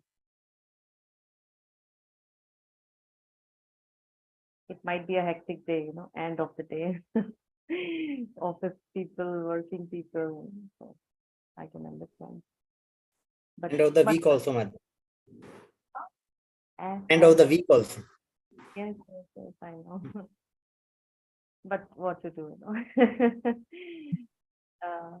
We will try to finish early. This chapter 28 is very beautiful, so we will not be sad. It will focus on the limbs of the body and other things of the Lord, you know. So, okay, somebody is still in the car. Okay, fine. Let's start. The 28th chapter is basically a good absorption of our, you know, minds in different forms of the Lord and limbs of the Lord. So let's be awake for some more time. Chapter number 28. So as we already discussed, process of Ashtanga Yoga, Devothi's question, and Kapil Dev answers in this chapter, number 28. Limbs of Ashtanga Yoga and description of Lord's form, and then different limbs where this Ashtanga Yogi has to focus. You know, he has to put his dhyana. So, text 1. Supreme Lord said, "My dear mother, now I shall explain to you the system of yoga, the object of which is to concentrate the mind." The pivot is the mind. To concentrate the mind. By practicing this system, one can become joyful and progressively advance towards the path of absolute truth. And it is joyful because there is an element of bhakti in that. So I will describe Bhakti Mishra Ashtanga Yoga, and that is real Ashtanga Yoga. So it will be joyful because of element of bhakti. And by following this vidhina, mind attains the joyful spiritual path. So we already discussed this chapter. Vishwanath Chakravarti Thakur titles it as Ashtanga Yoga, and Prabhupada titles it as Kapila's instructions on the execution of devotional service. Nice. So because there will be a description of dhyana, means on the form of the Lord by Ashtanga Yogi. So he starts explaining. And he says in the second verse, and he will describe now the 8 limbs of Ashtanga Yoga. What are the 8 limbs? Somebody can quickly say. Oh, it's here also. It's already written. Yam, Niyam, Asan, Pranayam, Pratyahar, Dharana, Dhan, Samadhi. You know, these are the 8 limbs which he will describe in the next few verses. So, and then he will describe how we can, you know, practice this thing. Ashtanga Yogi does it to achieve liberation. How he focus and things, you know. So rest of the chapter, he will explain how by practicing and focusing on these form and limbs of the Lord, by proper dharana and dhyan, one you know, reaches that stage of liberation. So yam and niyam. Let's read verse number 2. Text 2. One should execute his prescribed duties to the best of his ability and avoid performing duties not allotted to him. One should be satisfied with as much gain as he achieves by the grace of the Lord, and one should worship the lotus feet of a spiritual master. Yeah, so 4 things. What is prescribed in the scriptures we should do, avoid what is not prescribed, that means do's and don'ts, yam and niyam. And then should be satisfied with what we have gotten, so not endeavor for atyahara. And then worship the lotus feet of the spiritual master. So we should atma with charana archanam, you know, worshipping the lotus feet of a spiritual master, so under his direction. And then Prabhupada says, Dharma acharan, that means varnashram dharma, whatever is prescribed duties according to our varna and ashram we should do, and we should not do what is not prescribed. and so on. Verse number 3, again, more on this aspect. 3 and 4 Text together. 3. Yeah. Oh, yes, Mataji. Text 3, one should cease performing conventional religious practices and should be attracted to those which lead to salvation. One should eat very frugally and should always remain secluded so that he can achieve the highest perfection of life. Text Yeah. 4, one should practice non-violence and truthfulness, should avoid thieving and be satisfied with possessing as much as he needs for his maintenance. He should abstain from sex life, perform austerity, be clean, study the Vedas, and worship the supreme form of the personality of Godhead. Yes, so these are again some do's and don'ts that Gramya Dharma Nivrittischa, one should avoid duties which lead to karmakandiya things, or Gramya Dharma, it is said, which leads to material attachment basically. And then Moksha Dharma Ratistatha, one should be attracted to doing those activities which help him in moksha, in liberation, Mit Medhyadanam Shashwat. So he should eat food and in moderate quantity. Some qualities we already discussed in last chapter. And then always live in a secluded, peaceful place. And text 4, non-violence, truthfulness, ahimsa satyam, asteyam, that means no theft. That means what is decided for your quota, you should take that only. Ishavasan idam sarvam. Yat kincham jagatyam jagat. So, accepting what is allotted for you and not others' portion. Brahmacharya, tapa, shaucha, swadhyaya, studying scriptures and then applying in one's life. And then purusha archanam, so worshipping of the Supreme Lord. Like that. 5th verse.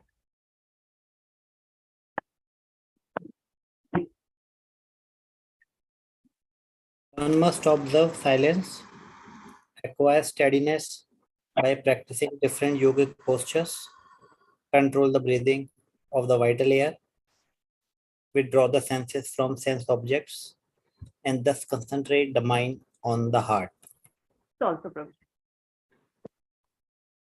Fixing the vital air and the mind in one of the 6 circles of vital air circulation within the body, thus concentrating one's mind on the transcendental pastimes of the Supreme Personality of Godhead, is called Samadhi or Samadhan of the mind. Yes, Prabhuji. Thank you. Samadhanam is Samadhi. Good. So, Maunam and then Sad Asanjaya. So, Maunam is silence. So, till now, whatever we read is Yam and Niyam and then this Maunam. And later is Asan. So, Yam, Niyam, Asan. Sad Asanjaya, which is by performing proper, asana. And then Sterya means steadiness. So the purpose of asanas is to have some steadiness, physical steadiness. And physical steadiness is important for mental steadiness also. It reflects. If physically one is not steady, then mind cannot be steady.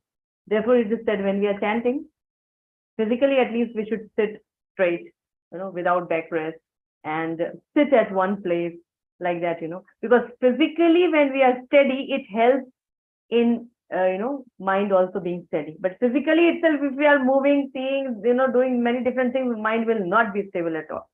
So physically, one need to be steady. It helps the mind to be steady, basically.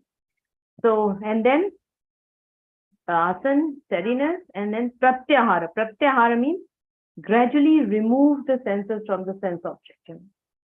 Pratyahara. So pratyahara indriyanam and vishayan manasa hridaya. Then concentrate the mind on the hridaya, heart, basically. So this is what, fix the mind on different spots or chakras of the body. Then, so Prabhupada says different chakras are there. There are 6 chakras. He explains, starting from down and then up. So focus on that, different spots on chakras of the body. So 5th verse is Maunam, then Asan, Pranayam, Pratyahar, and then 6th verse is there is Dharana and Dhyana. Manasa Prana Dharanam and then Dhyanam also. Vaikuntha Leelabdhiya Dhyanam. So, Dhyan is basically one meditates on the pastimes of the Supreme Lord. If we meditate on the form, that is also good, but better than that is meditating on the pastimes.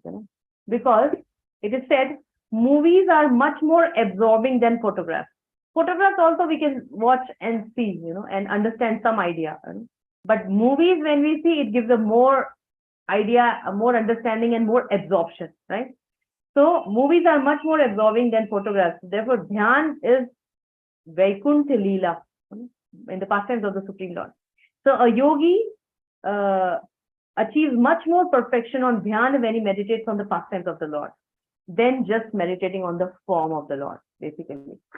So fixing on the chakras and then Vaikuntha Leela, the pastimes of the Lord. And one need only concentrate his mind on such narration, which is described, like it is given, Prahlad Maharaj, Dhruv Maharaj, Amrish Maharaj, these devotees, there is a description.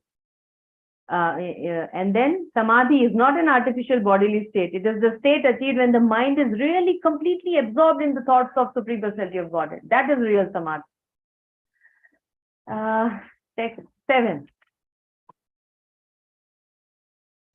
By these processes or any other true process, one must control the contaminated, unbridled mind, which is always attracted by material enjoyment, and thus fix himself in thought of the Supreme Personality of Godhead.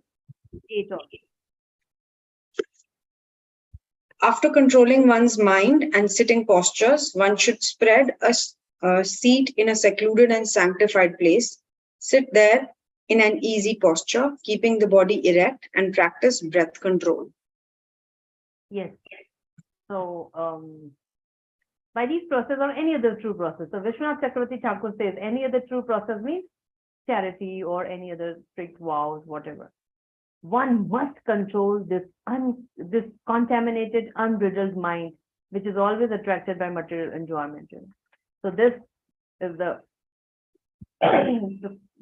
by these process, what is described, dharana, dhyan, one should control the mind and fix it on the Lord.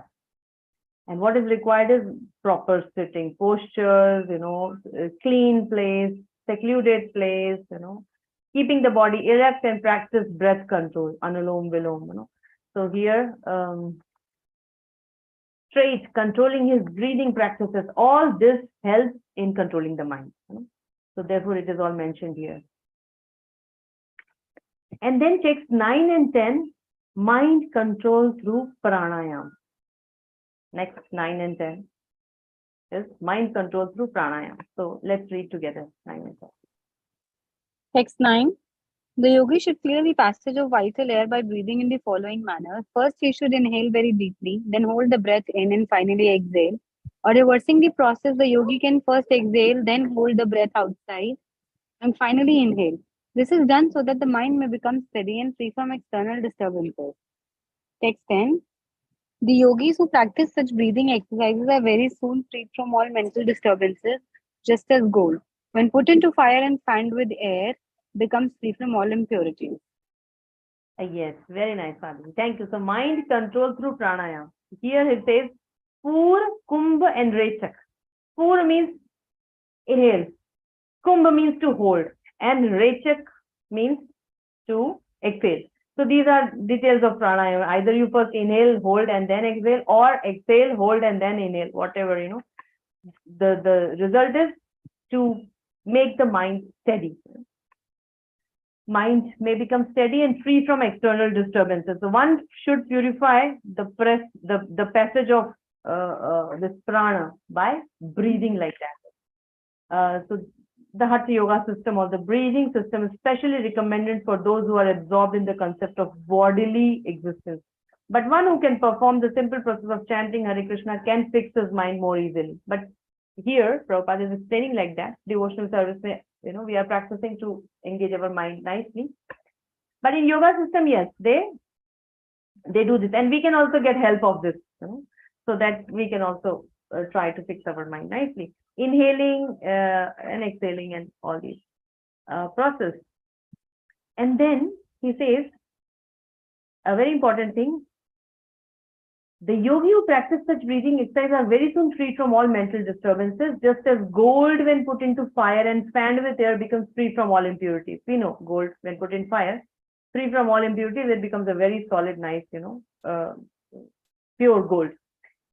So air and fire is compared to the process of this, it is required in pranayama. So it is come to this gold example, impurities are compared to the impurities in gold, and gold is basically the practitioner. So when this proper pranayama, breathing process, sitting process, all this thing happens, then the impurities goes, So hearing, it is said, those who practice such breathing exercise are very soon freed from all mental disturbances, and he becomes free from all impurities. And Prabhupada also says, one can purify his mind either by breathing process or by chanting and hearing. So chanting and hearing is also a very solid process by which we purify the mind. Every time it is recommended that before chanting, you should read about the holy name. Or in the night before sleeping, you should read about the holy name, the glories of the holy name, so that next day it is there in your mind. When you are chanting, you can focus attentively, you can chant. So it is always recommended. When you know the subject matter, then it's easy to, absorb yourself. When you don't know the subject matter, if somebody is talking about politics or if somebody is talking about some match, when you know the subject matter, you can absorb in their talk. But when you don't know, it will be boring for you. So therefore, when we are doing hearing and chanting, we should hear it properly. When we are chanting in the morning, we should hear the glories of the holy name first. Every day in the morning, we hear 10 minutes, we read from the book on the holy name, the glories of it, so that when we are chanting, we are focused, we are absorbed. We can attentively do it. So that's how we become free from all the impurities. And then text 11 onwards. Okay, let's read 11.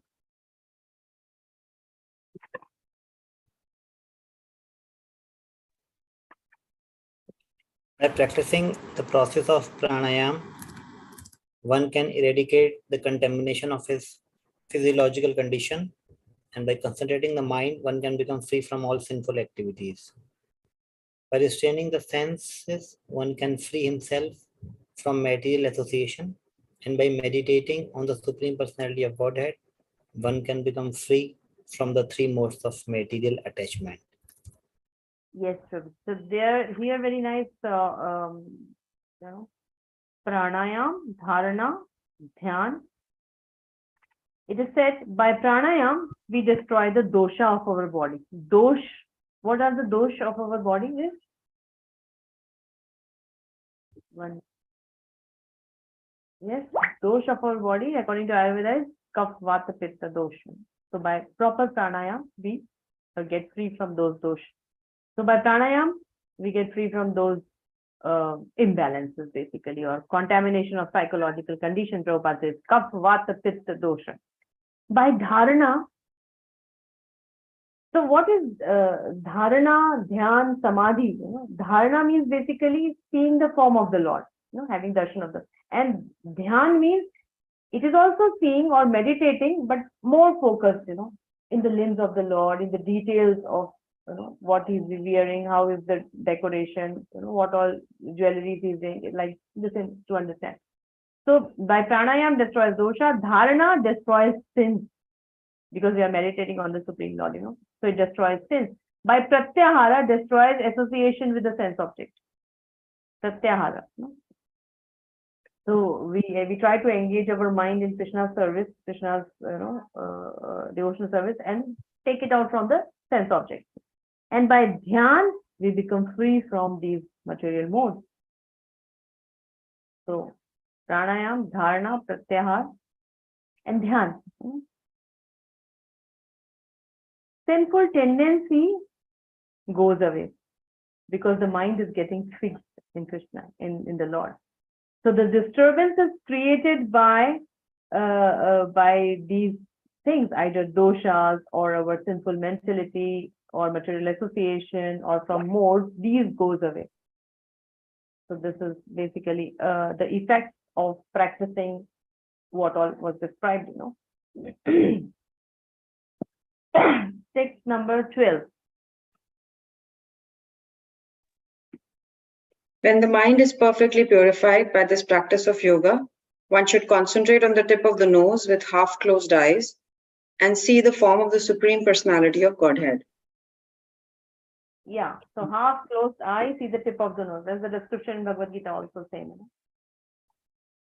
It is said the eyes should not be completely open and eyes should not be completely closed. If it is completely open, it will see other things also, what is going on all around you. And if it is completely closed, we will probably sleep. So half closed and focus on the tip of the nose with the half closed eyes and see the form of the Supreme Personality of Godhead. So he says that after performing this pranayam and pratyahar, one has to come to the stage of dharana, that means meditating on the Supreme Lord. How the form looks like. So the next few verses will be the description of the beautiful form of the Lord. So one by one, we will see the description. From 13 onwards till 18 is the form of the Lord. So let's read verse number. We can read all together, 13 to 18, because it's easy. Text 13. The Supreme Personality of Godhead has a cheerful lotus-like countenance with ruddy eyes like the interior of a lotus and a swarthy body like the petals of a blue lotus. He bears a conch, discus and mace in 3 of his hands. Text 14. His loins are covered by a shiny cloth, yellowish like the filaments of a lotus. On his breast he bears the mark of Srivatsa, a curl of white hair. The brilliant Kaustubh gem is suspended from his neck. Text 15. He also wears around his neck a garland of attractive sylvan flowers, and a swarm of bees intoxicated by its delicious fragrance hums around the garland. He is further superbly adorned with a pearl necklace, a crown, and a pair of armlets, bracelets, and anklets. Mataji, Text wait. Let's describe these three, Still we'll continue. Sorry. So 13 says, beautiful, cheerful lotus-like countenance with ruddy eyes like the interior of a lotus and a swarthy body. That means ruddy eyes means aruna. So Prabhupada says the color of the personality of Godhead is described here as Nilotpaladala, like the lotus flower with petals tinted with blue and white. The color of the Lord has not been imagined by an artist. It's a bluish cloud, swarthy body, like the petals of a blue lotus. So, Arunam Nayanam. We have many beautiful songs which describe the glory. So, description of the Lord on whom we should do the dharana, on whom we should basically focus. The cheerful lotus-like eyes. Many things are compared with lotus. Lotus eyes, lotus navel, lotus feet. So it is not an imagination, poetic imagination. It is all described in the scriptures. So we cannot imagine anything and worship. He wears the yellow cloth, and Srivatsa is there. Here a mask of Srivatsa on his breast. And the brilliant Kaustubha gem is suspended from his neck. And then 15, there's garland of forest flowers. And it is said the bees are, humming. So the bees hum only when there are fresh flowers. When old flowers, they don't go. There is fragrance, there is nice, fresh. So Prabhupada says there is nothing but freshness. Even the flowers spread from the trees and plants remain fresh, for everything in the world, in the spiritual sky, retains its originality and does not fade. So the bees are equally attracted to the flowers. So that is beautiful description. And the jewels and pearls are all spiritual. There is no material calculation of their value. So this is description of the general form of the Lord. Let's move. 16th, 17, 18. Yeah. If loins and hips encircled by a girdle, he stands on the lotus of his devotee's heart. He is most charming to look at, and his serene aspect gladdens the eyes and souls of the devotees who behold him.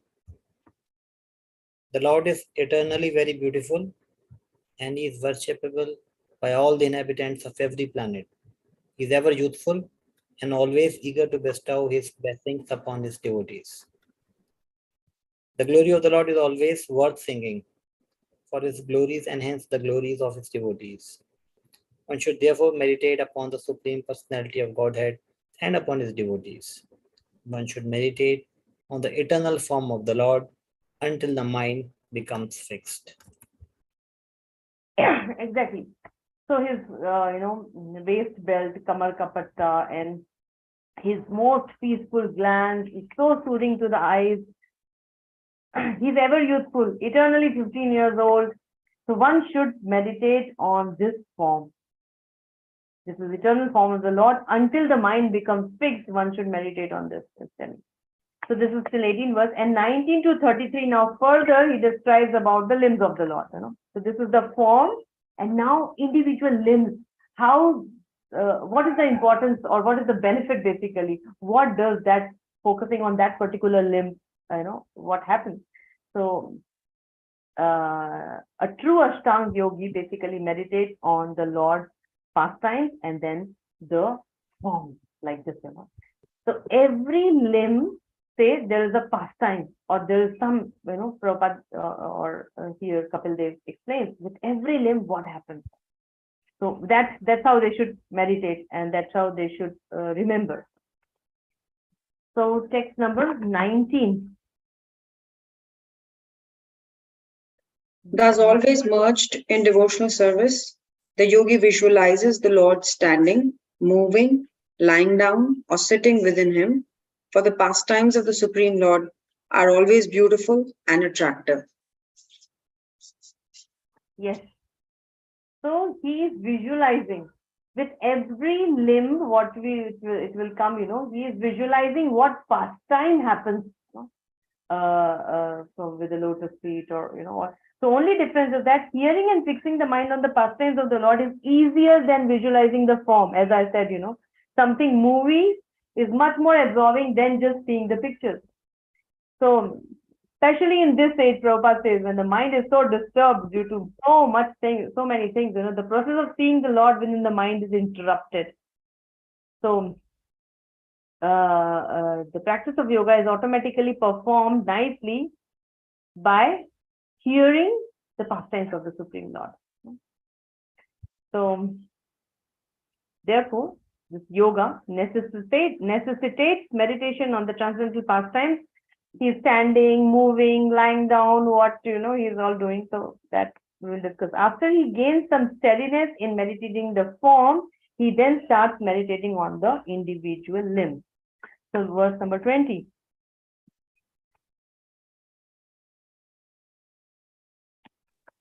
Text 20. In fixing his mind on the eternal form of the Lord, the yogi should not take a collective view of all of his limbs, but he should fix mind on each individual limb of the Lord. Yes, Satyahara, Dharana, Dhyan, and then Samadhi. So this is Dhyan on every limb. So first one, from 21 onwards, it starts from limb by limb, from down. Lotus feet, calf, knee, hips, and the navel, chest, and up to the head. So let's start from verse number 21, the lotus feet.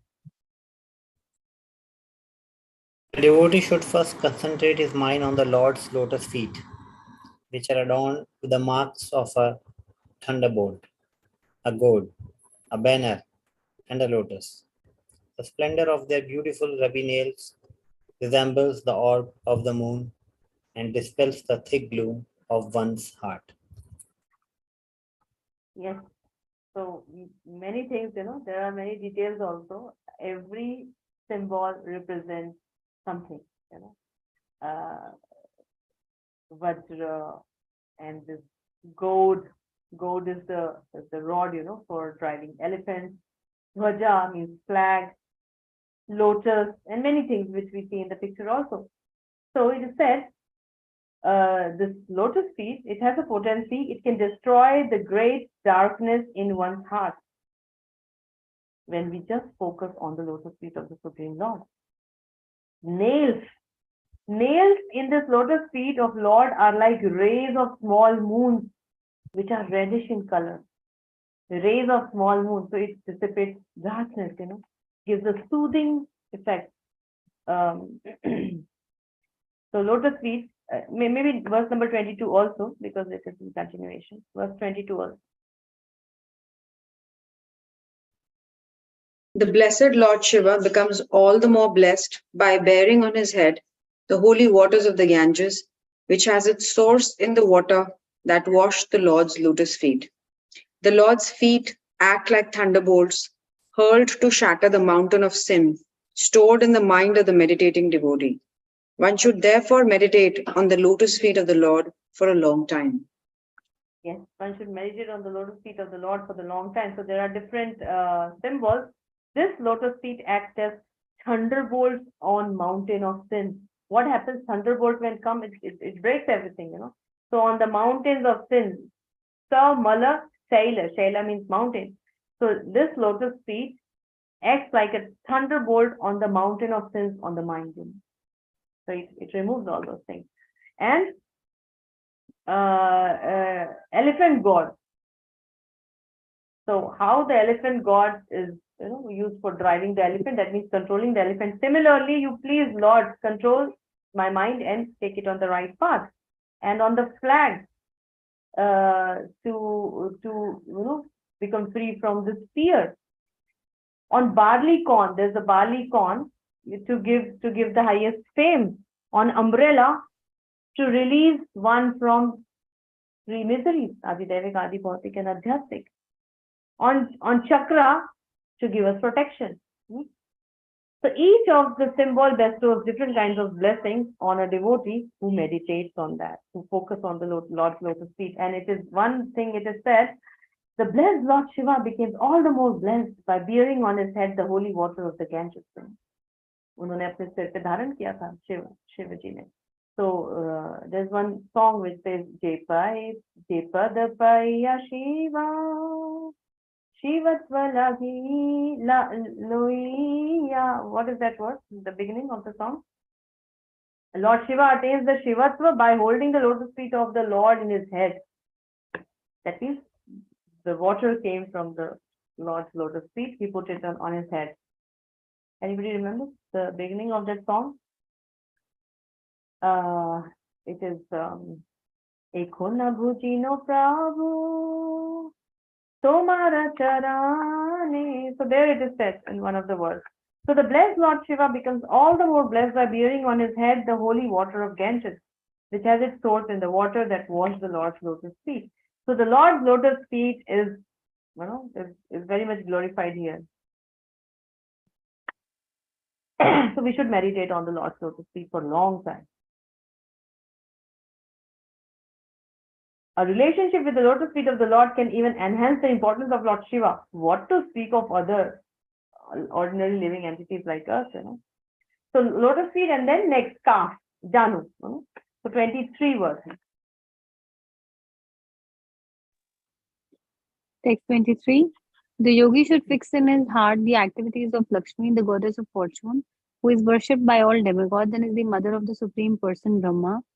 She can always be found massaging the legs and thighs of the Transcendental Lord, very carefully serving him in this way.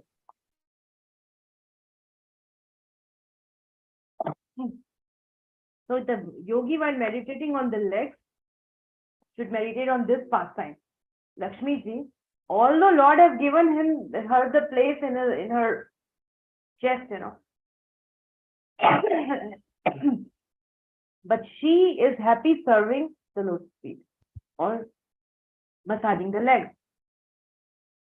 So the yogi should meditate on this pastime when seeing the darshan of the Janu, the calf. She can always be found massaging the legs and thighs of the Transcendental Lord very carefully. So Lakshmi ji massaging Prabhupada is going. This should not be taken as a behavior of an ordinary wife.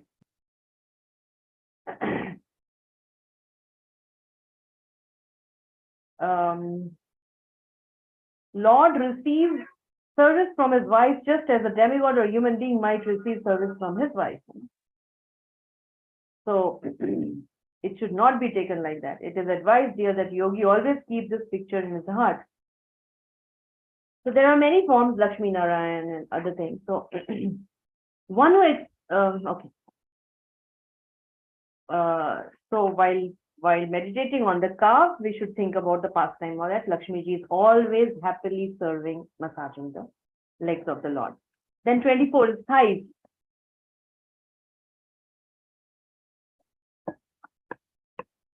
Okay. Next, the yogi should fix his mind in meditation on the personality of Godhead's thighs, the storehouse of all energy.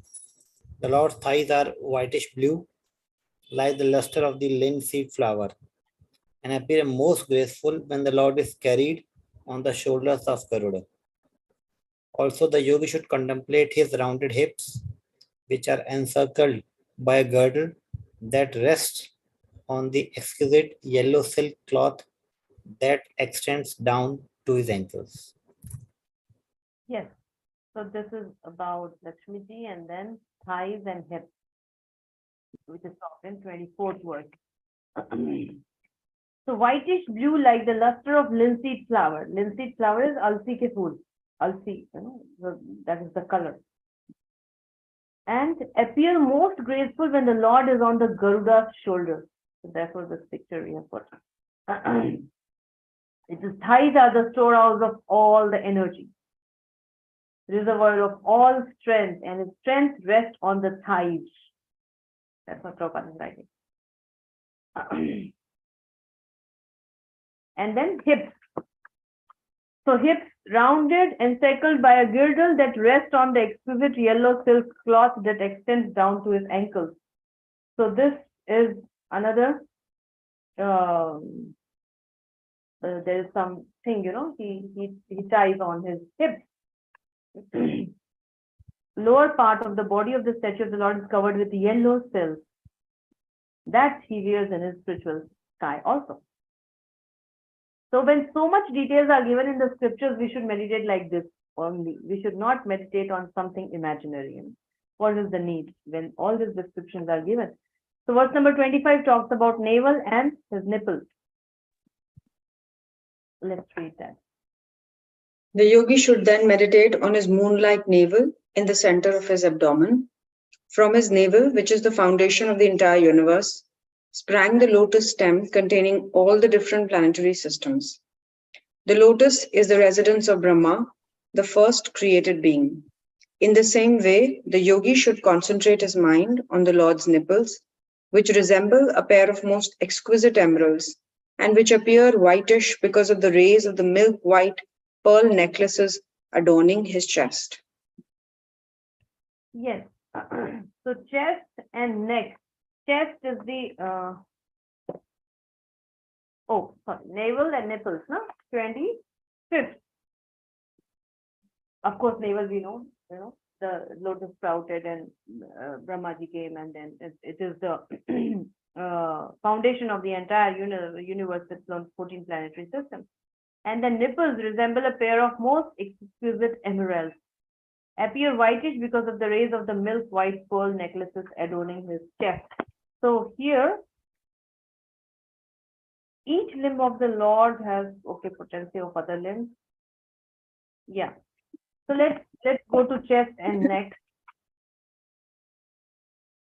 And let me just tell in short because we have a shortage of time. So chest and neck in 26th verse.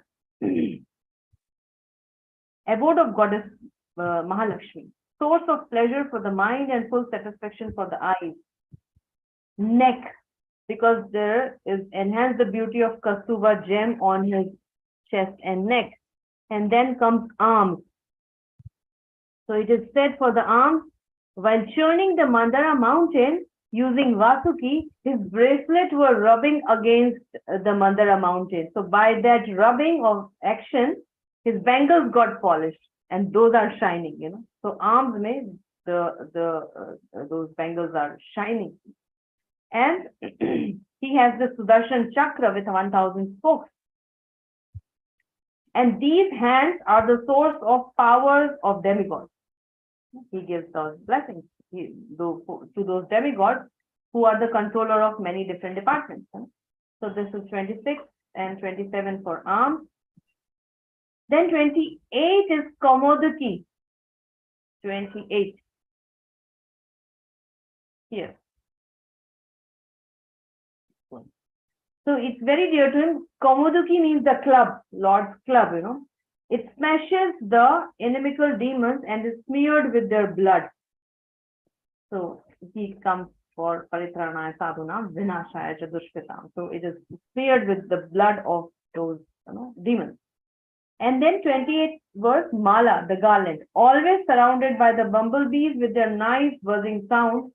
And one important thing here is in 28 verses, Mala, which is also having the pearls. So it is said, the Supreme Lord keeps on his neck those living entities who are pure.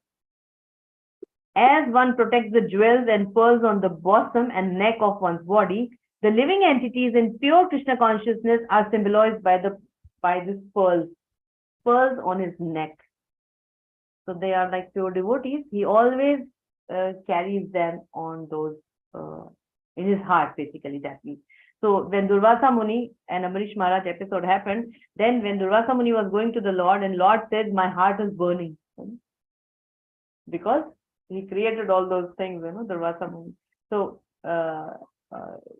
pure devotees live in Lord's heart, basically, because it is described in the necklace, the pearl necklace. The pearls are compared to his living entities who are pure, you know. So pure Lord keeps on his neck those living entities who are pure. That is very good. Then 29 is the lotus face. So lotus face is his cheeks and nose and curly hair and eyebrows are also, you know, then compared with many beautiful things. Then eyes, verse number 31. You can just go through these verses, you know, because it is meditation on different limbs. Eyes and glands. Eyes soothes the most fearful threefold agonies. When we see the eyes, we get free from this fearful threefold agonies of the devotees, all the miseries. His glands, his loving smiles, you know, and then smile drives away the ocean of tears.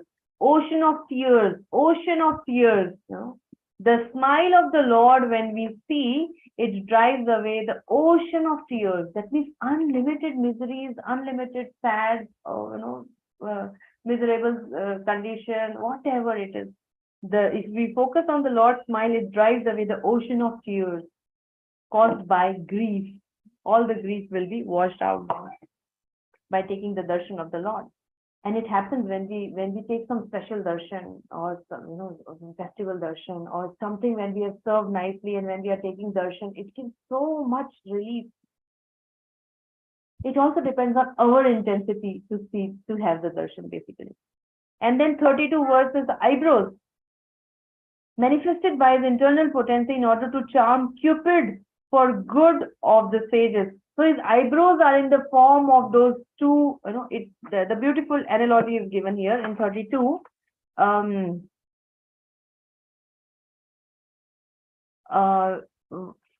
Verse number 32 is smile, 32 is eyebrows, and 33 is laughter. Yeah. So beautiful Makar, what is that? Makar Dhwaj means Cupid. He has Makar on his flag. So for those sages who are sincerely meditating, Lord manifests his eyebrows like that, you know, Makar Dhwaja. So they very, very, very nice. We can meditate on that. Beautiful eyebrows of the Lord. And then his laughter, small teeth resembles the jasmine bud. So captivating that it can be easily meditated on Lord's laughter, you know, but the laughter. And once devoting his mind, the yogi should no longer desire to see anything else. when we focus on these limbs, then all our desires get fulfilled. The beautiful verses here, but we don't have that much time. So let's go to verse number 34. And then it says, liberation of the yogi and his state of mind. So by focusing on the form and pastimes and then particular limbs and the pastime related to that limb, he's completely, his mind is completely absorbed. So let's start reading from 34th verse.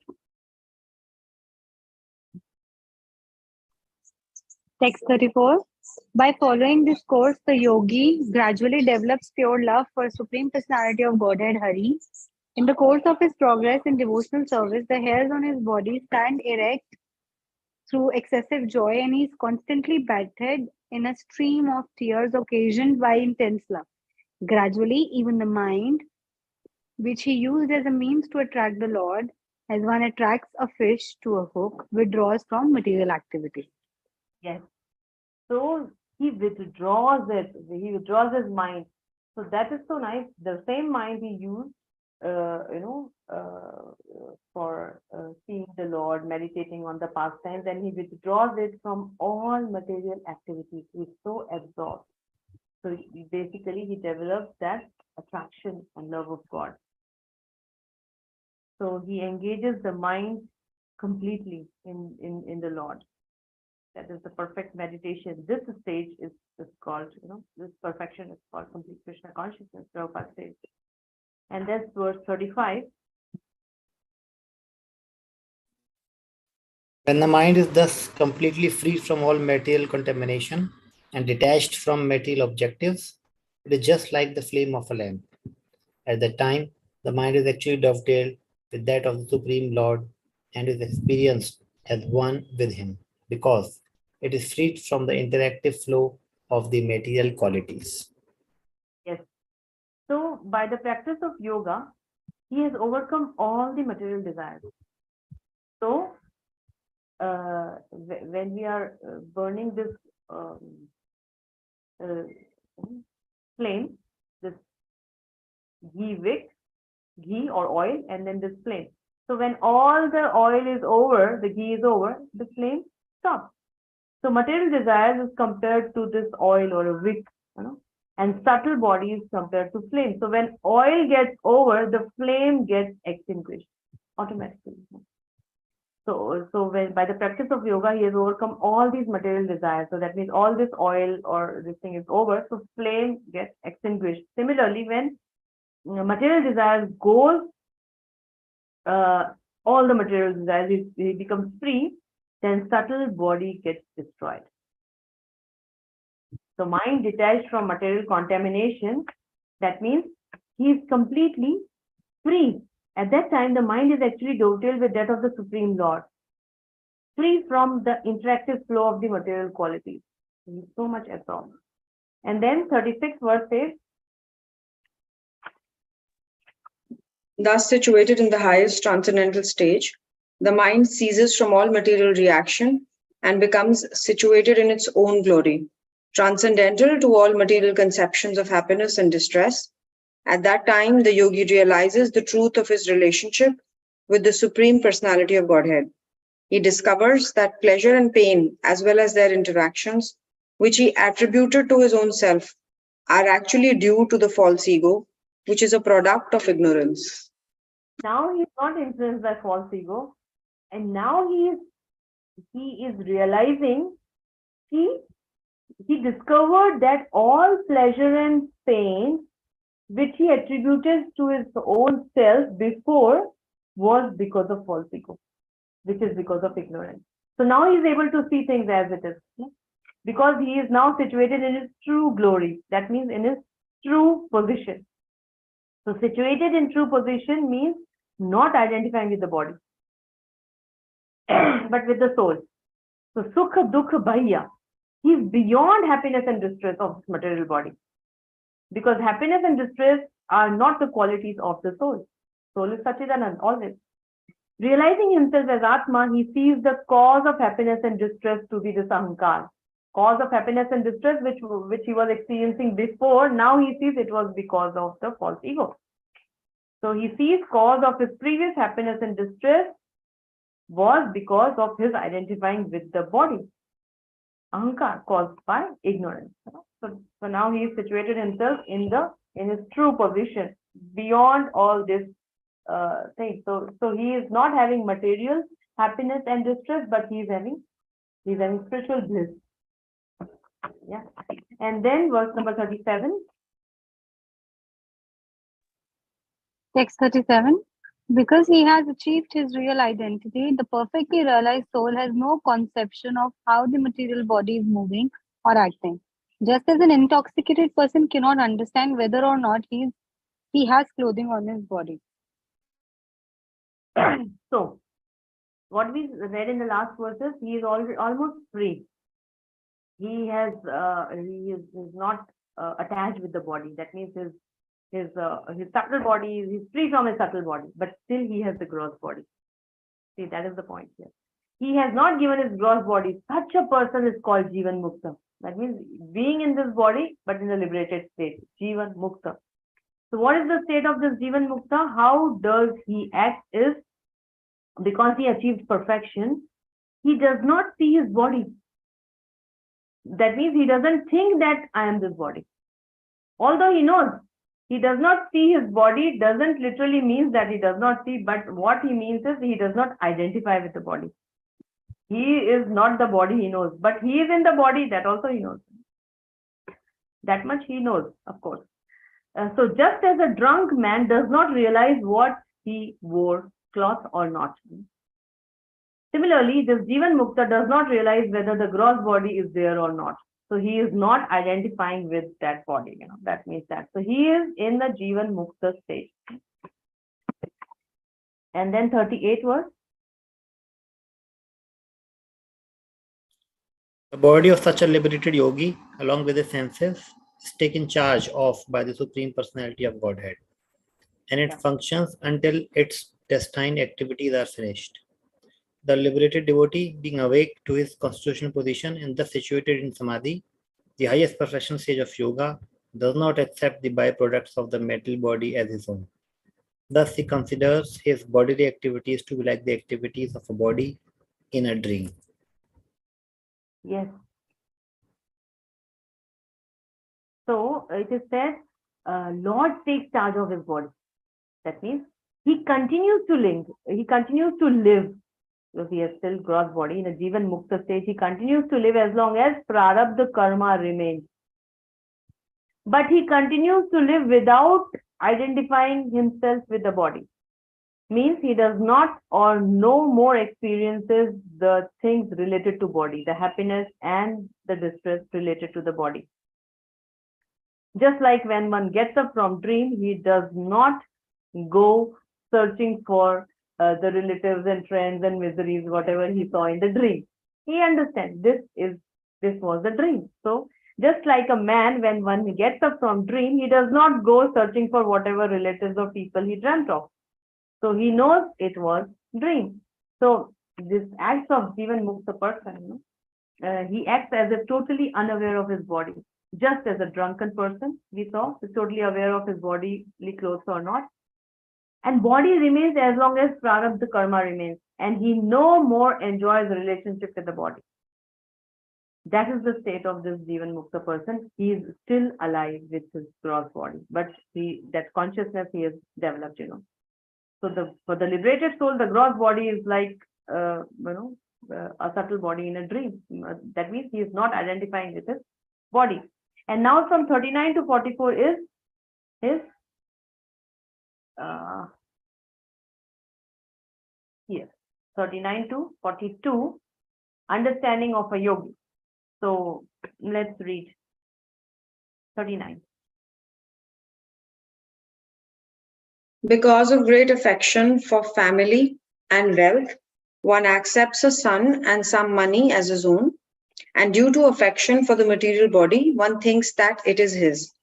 But actually, as one can understand that his family and wealth are different from him, the liberated soul can understand that he and his body are not the same. Yes. So now Kapil Dev is describing that one desiring to achieve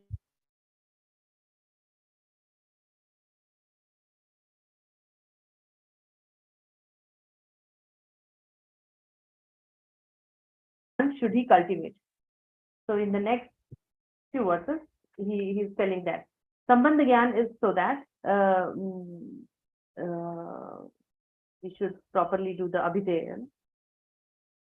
So 40, 41, it says, the blazing fire is different from the flames, from the sparks and from the smoke, although all are intimately connected because they are born from the same blazing wood. So it is said, understand himself different from the body. And 40, 41 says, Bhagwan is different from Jiva. So here this analogy says, smoke is compared to fire. Spark is compared to Jiva. And coal is compared to material nature. And fire as the super soul or the supreme lord. So one understands by proper discrimination that fire, smoke, and spark, they are product of fire only, but they are different. Right? Why all three are different? So one who understands properly, they understand, yes, they are all different, but only one who lacks the discrimination, he thinks that they are all same. So the blazing fire is different from the flame, from the spark, and from the smoke, although all are intimately connected because they are born from the same blazing wood. So Bhagwan is different from Jiva, Bhagwan is different from all the elements and everything. So this verse number 41 says, the Supreme Lord, who is known as Param Brahma, is the seer, and he is different from the Jiva, the soul, or the individual living entity who is combined with the senses, the five elements, and the consciousness. So Bhagwan is completely different. And just like the soul is different from the body, the Supreme Lord is different from the body, and Supreme Lord is different from the soul, and he is different from the material nature also. One should not think that this universe is the Supreme Lord. No? It is the expansion of the Supreme Lord. So seeing super soul in all and all in super soul. So this verse says, some people think that this material nature is absolute truth, but it is not. It is the energy of the Lord. It is the expansion of the Supreme Lord. So here, in 42 verse, seeing the super soul in all and all in super soul, and then it is said a yogi should see the same soul in all manifestations. So such a yogi who is practicing this should see the super soul in all living beings and all living beings in super soul. So one who is aspiring for liberation must cultivate this understanding, so that once we know the proper Sambandha Gyan, then Avideya is easy to follow, or by proper understanding, it is we can practice it more nicely. And Abhideya performed will be, with proper understanding. So a yogi should see the same soul in all manifestations, and that means a yogi should see the super soul in everywhere, and all living beings are the product of the super soul. Seeing super soul in all and all in super soul. And then 43 says another important thing. As a fire is exhibited in different forms of wood, so under different conditions of the mode, the pure spirit soul manifests itself in different bodies. So Devhuti might ask, the Paramatma is same, but I see some soul, some living entity is very gentle, some are very good, some are very bad, some are, have a good motivation, some have bad. Why this difference? So it is said,